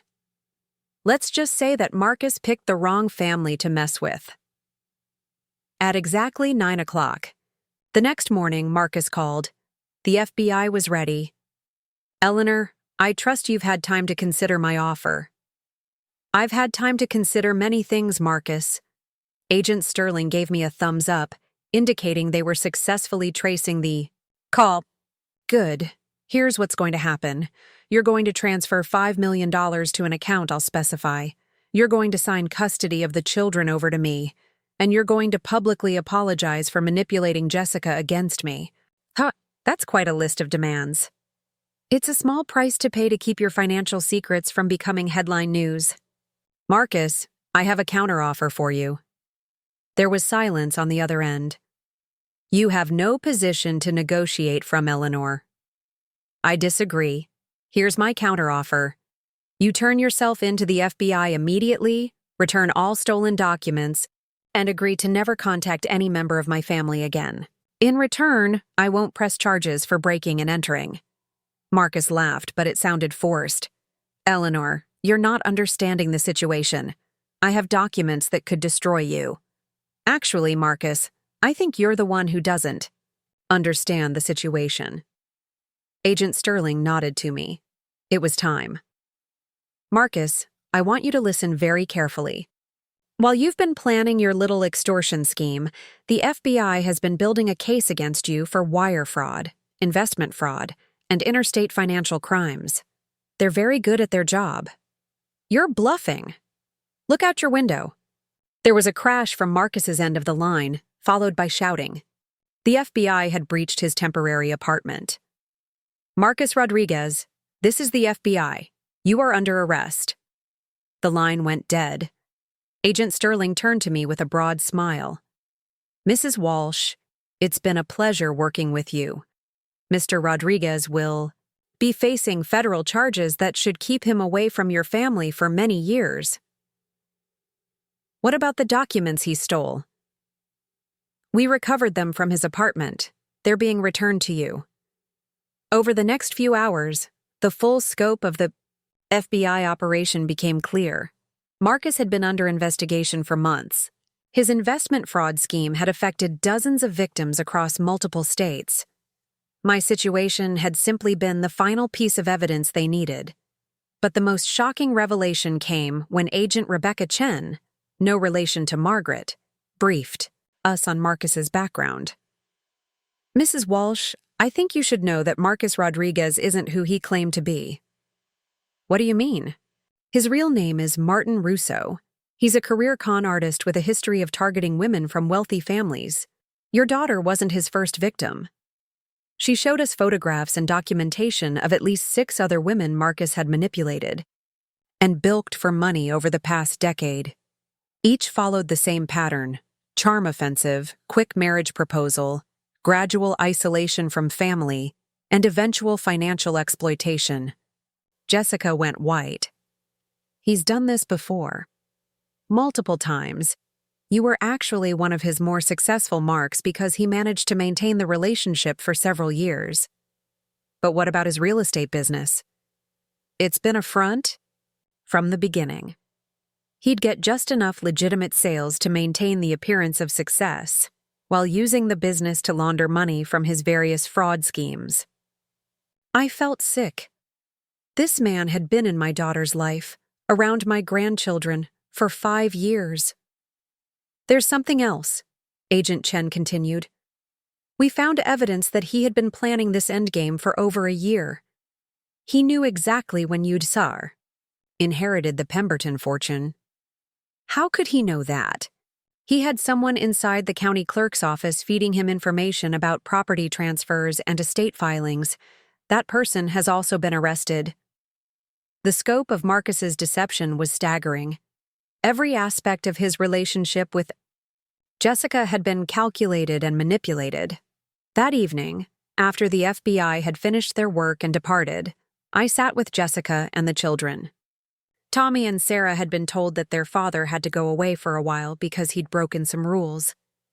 They seemed to accept this explanation with the resilience children possess. "Mom," Jessica said quietly, "I feel so stupid." "Don't. Con artists are professionals at manipulation. That's why they're successful." "But I should have seen the signs." "Maybe, but you saw what he wanted you to see. That's how these people work." She was quiet for a long moment. "What happens now?" "Now we rebuild.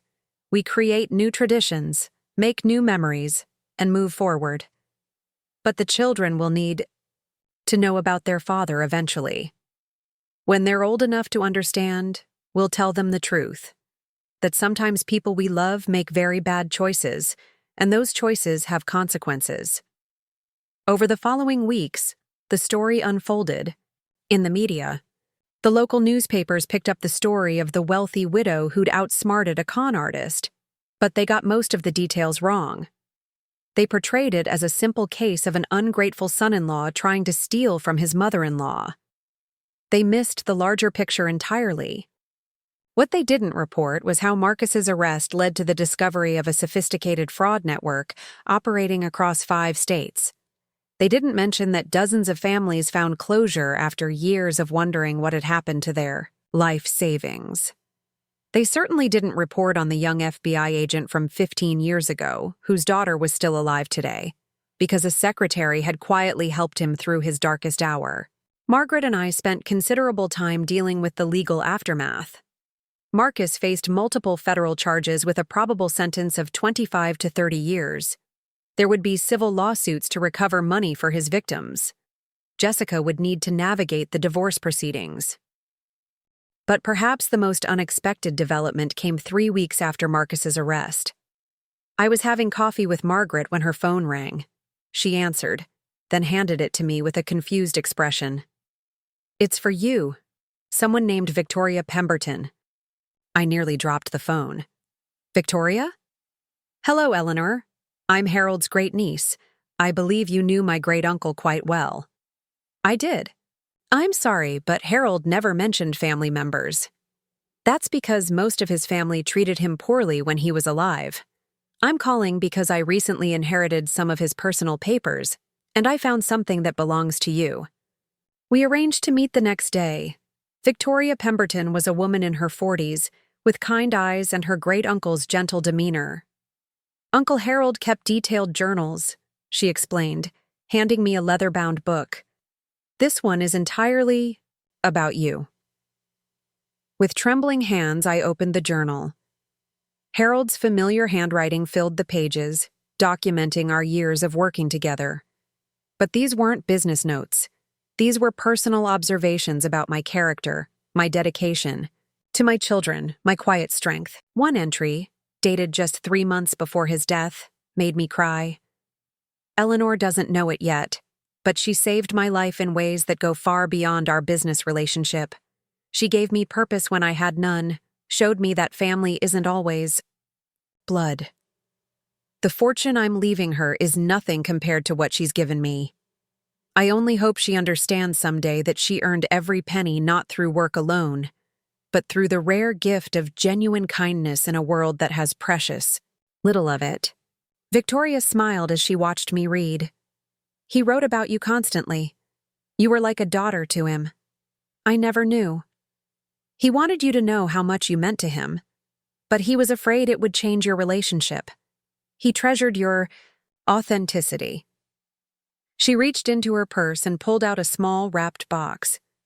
"He asked me to give this to you if anything ever happened to him. It was supposed to be given to you immediately, but there were complications with his will, and I only found the instructions recently." Inside the box was a simple gold locket. When I opened it, I found 2 photos, one of Harold and myself, at a company Christmas party years ago, and one of my 3 children as young adults. On the back of Harold's photo, in his handwriting, were the words, "To the daughter of my heart." Victoria stayed for dinner that night. She met Jessica and the children, and I learned that she was a social worker who specialized in helping families recover from financial abuse. "Aunt Eleanor," she said, using a title that felt immediately natural, "I'd like to propose something. Uncle Harold left several other properties and assets that I've inherited. I'm interested in establishing a foundation to help families like Jessica's, people who've been victimized by financial predators." The idea sparked something in me. "What did you have in mind?" "A combination of financial support, legal aid, and therapy services. We could help people rebuild their lives after financial abuse." Jessica's eyes lit up. "I could help with that. I understand what it's like." Over the following months, the Pemberton Foundation became reality. We purchased a building in downtown, hired social workers and attorneys, and began offering services to families affected by financial crimes. Jessica threw herself into the work with remarkable passion. She completed training programs in financial counseling and victim advocacy. Watching her transform from a victim into someone who helped other victims heal was one of the most rewarding experiences of my life. Tommy and Sarah adapted to their new reality with surprising ease. They made friends in the neighborhood, joined Little League and dance classes, and seemed happier than they'd been in years. The absence of constant tension in the house had freed them to be children again. David and Linda become more involved in all our lives. Without Marcus driving wedges between us, we rediscovered the closeness we'd shared before his manipulation.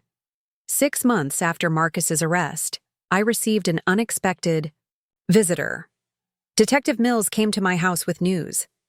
"Mrs. Walsh, I thought you should know that Mr. Rodriguez attempted to send messages from prison to several people, including you and your daughter."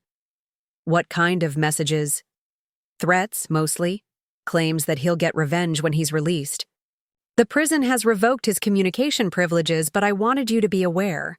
I thanked the detective for the warning, but I wasn't particularly worried.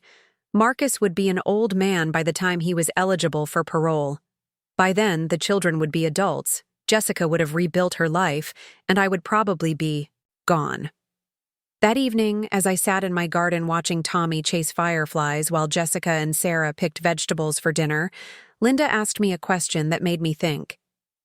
"Mom, do you ever regret keeping the money secret for so long?" I considered this. No. If I'd revealed it earlier, it would have changed how everyone related to me. You would have seen me as your potential inheritance rather than your mother. But might have made Marcus show his true colors sooner. Perhaps. But then Jessica might not have learned the strength she needed to leave him. Everything happened exactly as it needed to. David joined us on the porch. "Mom, Jessica told me you're thinking about writing a book about this experience." Victoria suggested it. She thinks other families could benefit from reading about how financial abuse works and how to recognize the warning signs. "Would you really want to relive all of that?" I looked at my family, healthy and whole, and finally free of Marcus's influence. If it helps even one family avoid what we went through, it would be worth it. That night, I began writing. The first sentence came easily. "Some people spend their whole lives accumulating wealth, but I discovered that the greatest fortune I possessed wasn't my bank balance or my property holdings. It was the strength to recognize when I was being manipulated and the courage to fight back." The story poured out of me over the following weeks. Not just the events with Marcus, but the earlier story of Harold Pemberton's kindness, of building a life as a single mother, of the quiet moments that had shaped my character. When I finished, I gave the manuscript to Jessica to read first. She returned it with tears in her eyes. "Mom, you didn't just save us from Marcus. You taught us what real strength looks like." The book was published 8 months later. The publisher suggested I use a pen name, but I insisted on using my real name.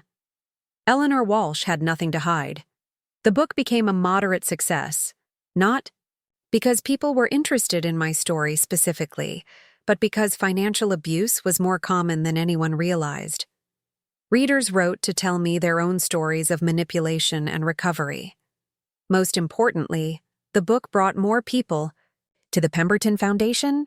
We expanded our services to include educational workshops on recognizing financial manipulation, support groups for survivors, and legal clinics for people trying to escape abuse. Marcus was convicted on all charges and sentenced to 32 years in federal prison. He exhausted his appeals within 2 years. During the trial, we learned that our family hadn't been his only targets during the time he was married to Jessica. He'd been running parallel cons on at least 3 other families. The judge noted during sentencing that Marcus had shown no remorse and had even attempted to threaten witnesses from jail. "Mr. Rodriguez," the judge said, "you have demonstrated a pattern of exploitation that suggests you are simply incapable of living honestly in society. This sentence reflects the need to protect the public from your predatory behavior." Jessica finalized her divorce 6 months after his conviction. She kept our last name for herself and the children, saying she wanted to distance them as much as possible from their father's crimes. 2 years after Marcus's arrest, Jessica remarried. Her new husband, Daniel Thompson, was a teacher at Sarah's school who had been quietly supportive during our family's crisis. He was nothing like Marcus, gentle where Marcus had been aggressive, encouraging where Marcus had been controlling, humble where Marcus had been arrogant. When Jessica told me she was thinking of marrying Daniel, I had only one question. Are you marrying him because you love him, or because he's safe? She thought for a long moment. Both. I'm old enough to know that love without safety isn't really love. The wedding was small and beautiful, held in my garden with only family and close friends. Watching Jessica's face during the ceremony, seeing genuine joy there instead of the anxious performance I'd witnessed at her first wedding, I felt a peace I hadn't known I was missing. Daniel adopted Tommy and Sarah a year later. Marcus had signed away his parental rights from prison, apparently as part of some attempt to reduce his sentence. It didn't work, but it freed my grandchildren from any legal connection to him. On the 3rd anniversary of Marcus's arrest, I received a visitor who surprised me. Patricia Wong, our private investigator, came to my house with a bottle of champagne and a smile. Mrs. Walsh, I wanted to let you know that the Rodriguez case has been closed permanently. The last of his appeals was denied yesterday. Thank you for everything you did for us, Patricia. Actually, I wanted to thank you. Working on your case led to several other major investigations. We've been able to help dozens of families recover from financial abuse. Your case was the key that unlocked everything. She paused, looking thoughtful. There's something else. We've been monitoring communications from prison. Rodriguez has been trying to recruit other inmates for some kind of revenge plan against your family. I felt a chill. What kind of plan? Nothing specific that we can prosecute. Just vague threats and attempts to gather information about your current life. The prison has isolated him, but I thought you should know. That evening, I called Agent Sterling. Eleanor, we're aware of the situation. Rodriguez has been placed in solitary confinement for the foreseeable future. He won't be communicating with anyone. How long is the foreseeable future? In his case, probably the rest of his sentence. His behavior has been extremely problematic. He's attacked several inmates and guards, always claiming they're working for you. He thinks I have that much influence? Sterling laughed. He's constructed an elaborate fantasy where you have connections to everyone from prison wardens to the federal judge who sentenced him. His prison psychiatrist says it's a classic narcissistic response to powerlessness. So he's gone completely delusional? Let's just say that Marcus Rodriguez is no longer operating in the same reality as the rest of us. This should have been comforting, but something about it worried me. Desperate people were unpredictable, and desperate people with delusions could be dangerous even from prison. I increased security at the house and made sure Jessica and the children were always accompanied when out in public. It felt like an overreaction, but after everything we'd been through, I wasn't taking any chances. The years passed peacefully. Tommy and Sarah grew into confident teenagers with no memory of their biological father's crimes. Jessica's marriage thrived. The foundation expanded to 5 locations and helped hundreds of families. I turned 75 in 2028, surrounded by my children, grandchildren, and the extended family we'd built through the foundation. Victoria Pemberton had become like a niece to me, her own children calling me Aunt Eleanor. During the birthday celebration, David raised a toast. To Mom, who taught us that sometimes the most powerful thing you can do is wait for the right moment to act. That night, as I was cleaning up from the party, I found an envelope that had been slipped under my door. There was no postmark, no return address. Inside was a single sheet of paper with a message in familiar handwriting. Happy birthday, Eleanor. The account isn't settled yet. M. My hand shook as I read the note. Marcus was supposed to be in solitary confinement. How could he have sent this? I called Agent Sterling immediately, even though it was late. Eleanor, I'll have agents at your house within an hour. Don't touch the note anymore. We'll dust it for fingerprints. Harry, how is this possible? You said he was isolated. I don't know yet, but we'll find out. The investigation revealed that someone had been paid to deliver the note to my house. Security cameras caught a figure in dark clothing leaving it at my door at 3 a.m. The person's face was never visible. More troubling, a guard at Marcus's prison had been found with $10,000 in cash hidden in his car. Under interrogation, he admitted that Marcus had been paying him to deliver messages to accomplices on the outside. Mrs. Walsh, agent. Sterling said grimly, "We believe Rodriguez has been planning something for years. The guard said he'd been passing messages for over 2 years. What kind of messages? Instructions for surveillance on your family. Payment for gathering information about your routines, your security measures, the Foundation's activities." I felt cold. Are we safe?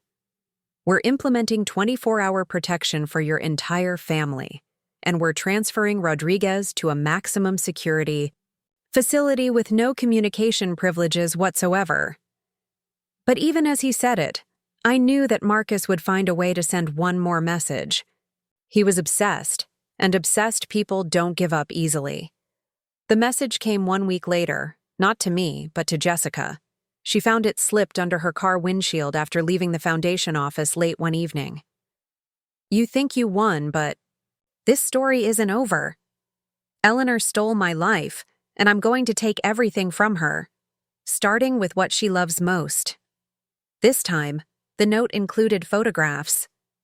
Pictures of Tommy and Sarah walking to school, of Jessica entering the Foundation building, of Daniel at his classroom.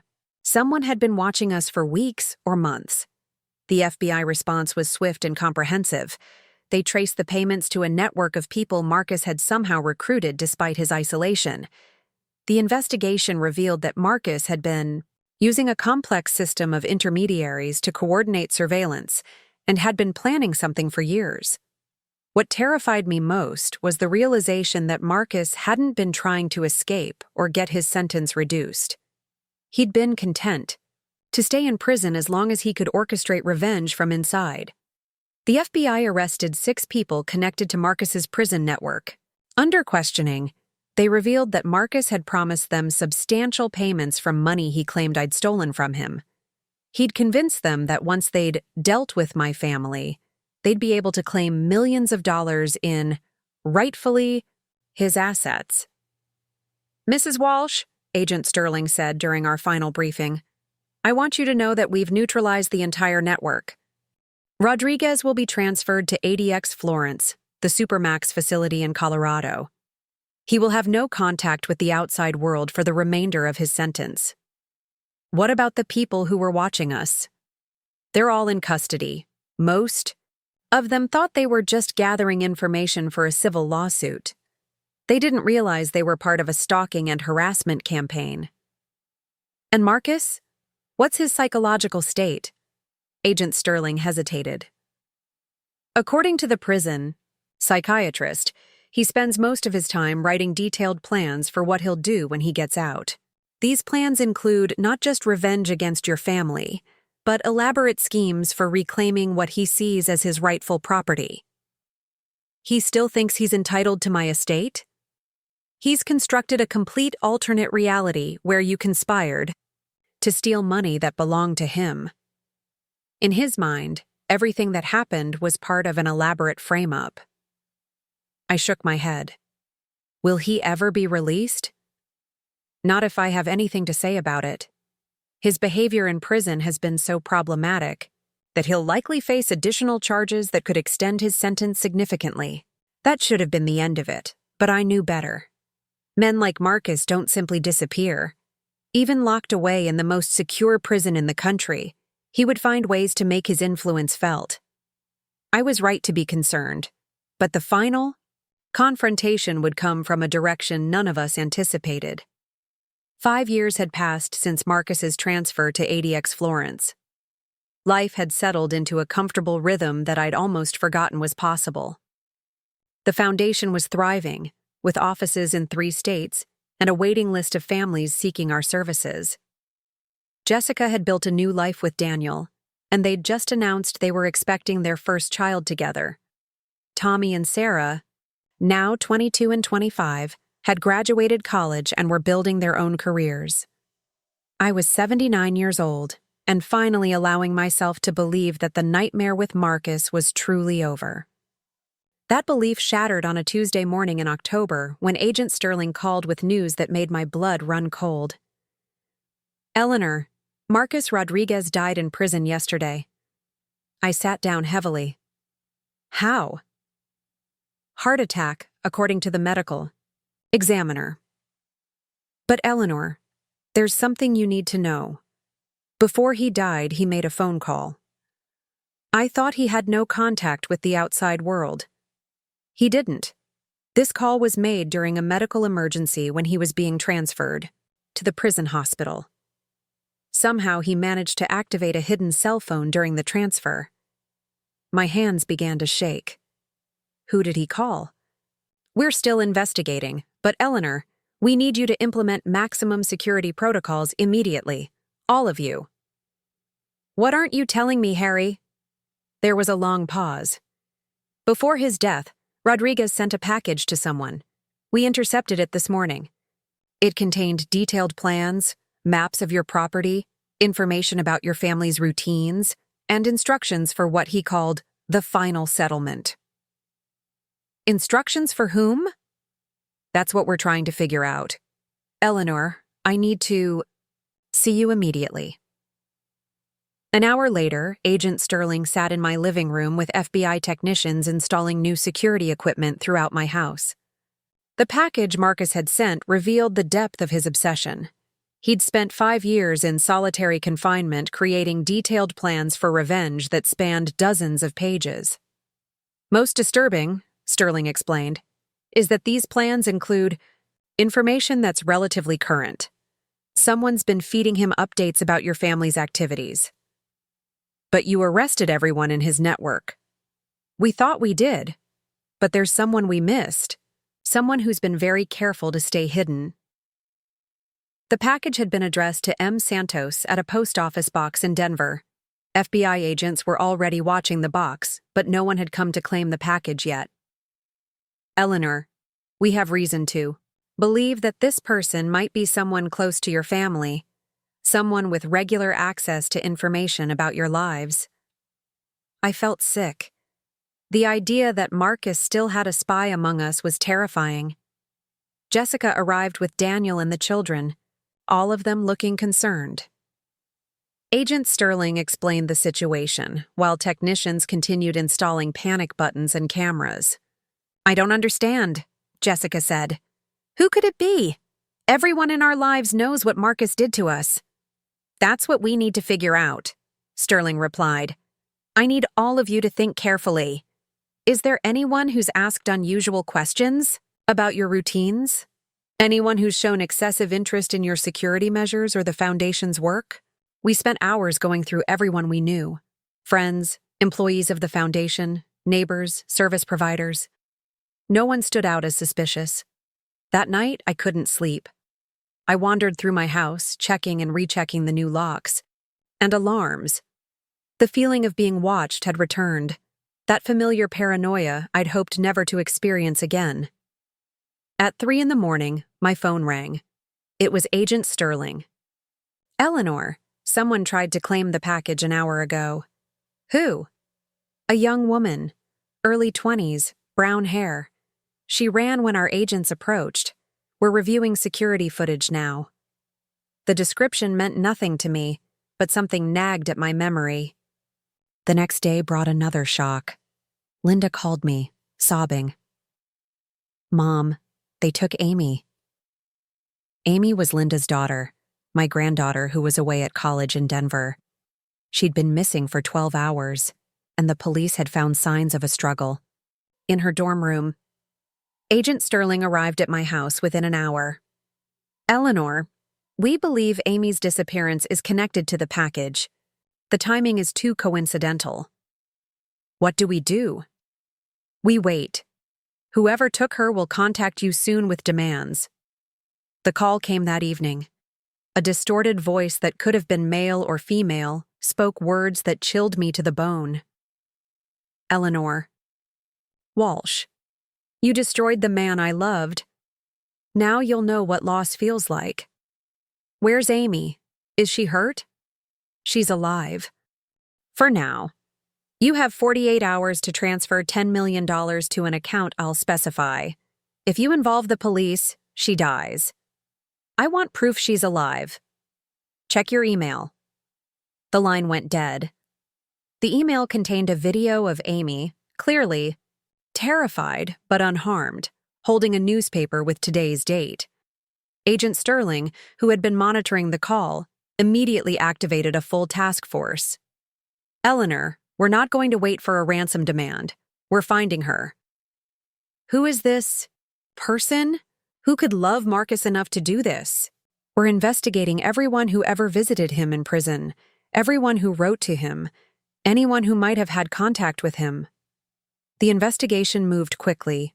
FBI agents descended on ADX Florence, interviewing guards and administrators.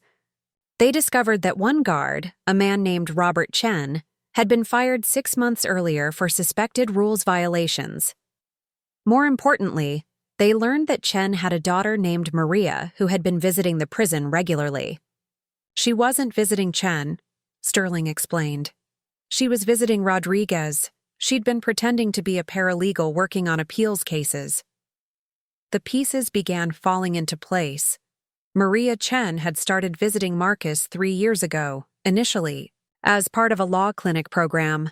But she'd continued visiting even after the program ended, apparently developing a romantic obsession with him. She's 23 years old, Sterling continued. Psychology major, no criminal history.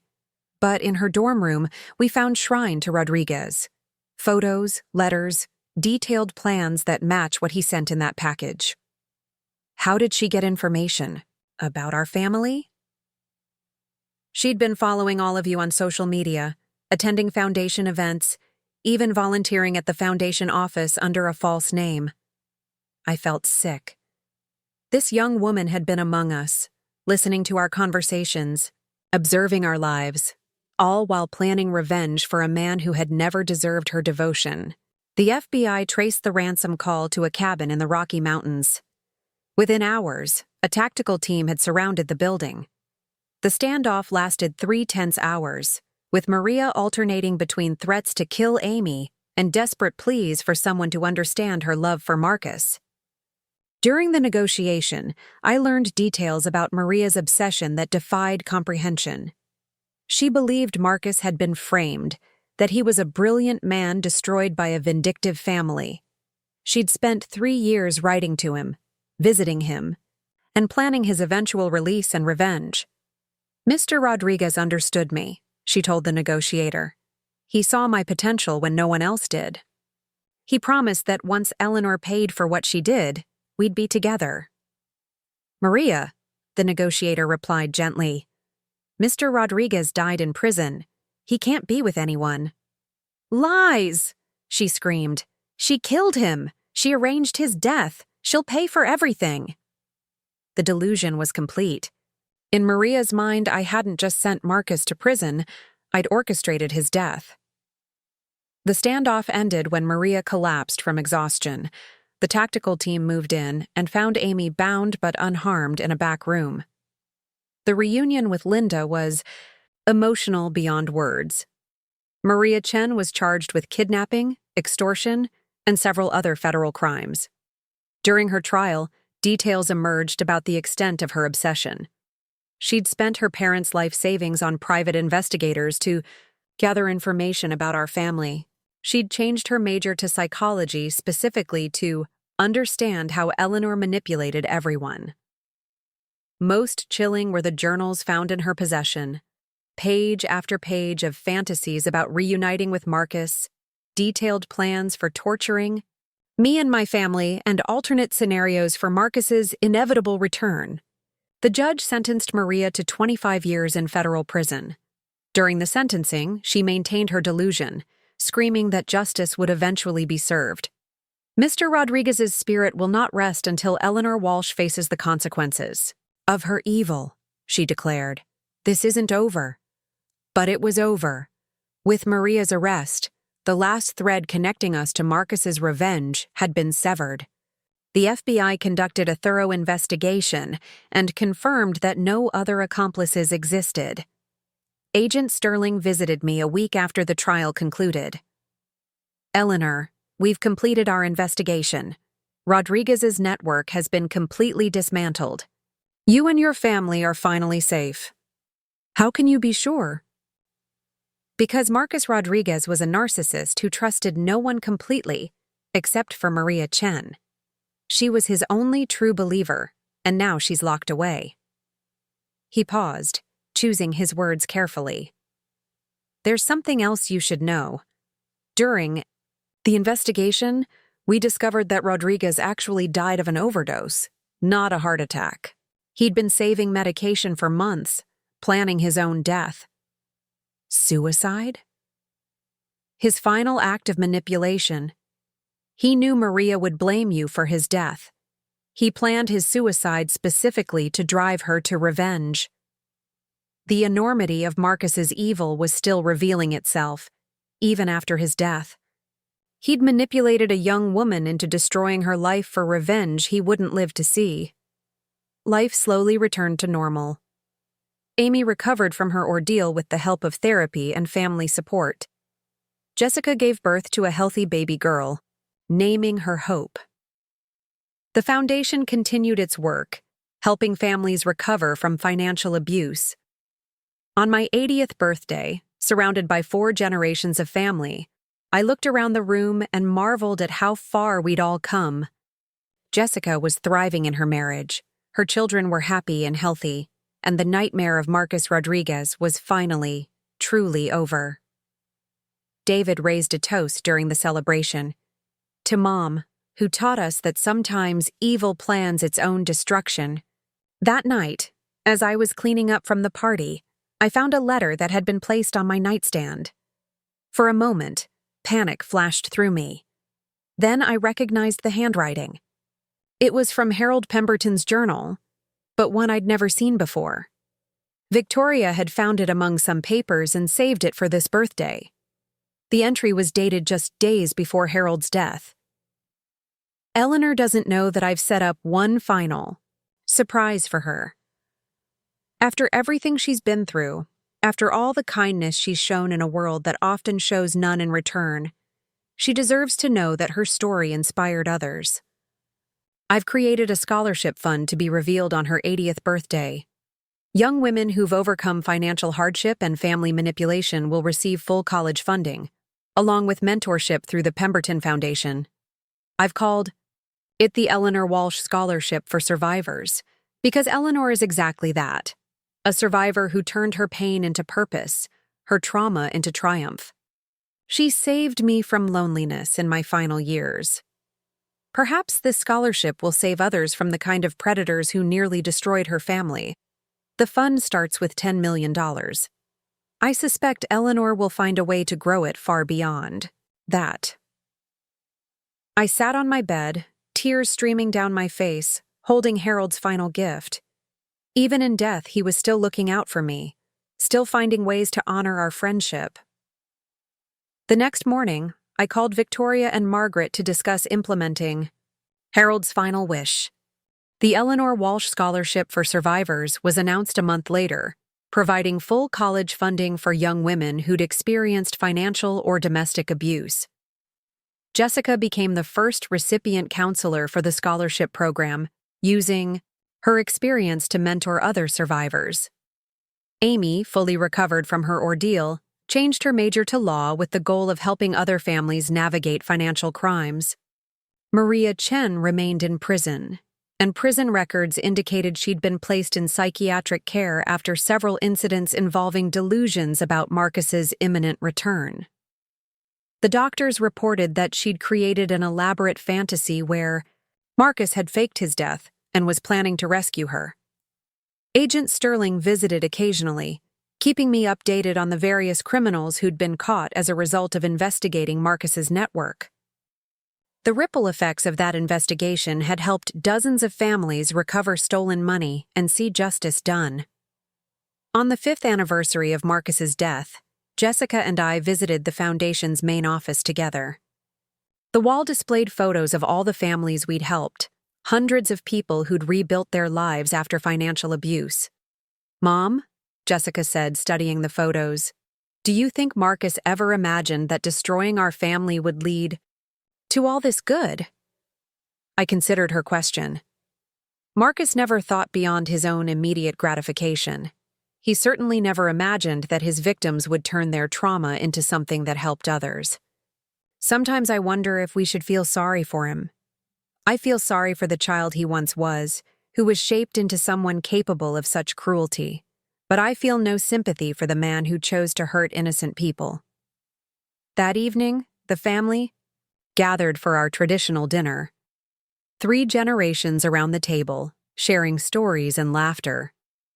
Tommy had just gotten engaged to a wonderful young woman named Susan.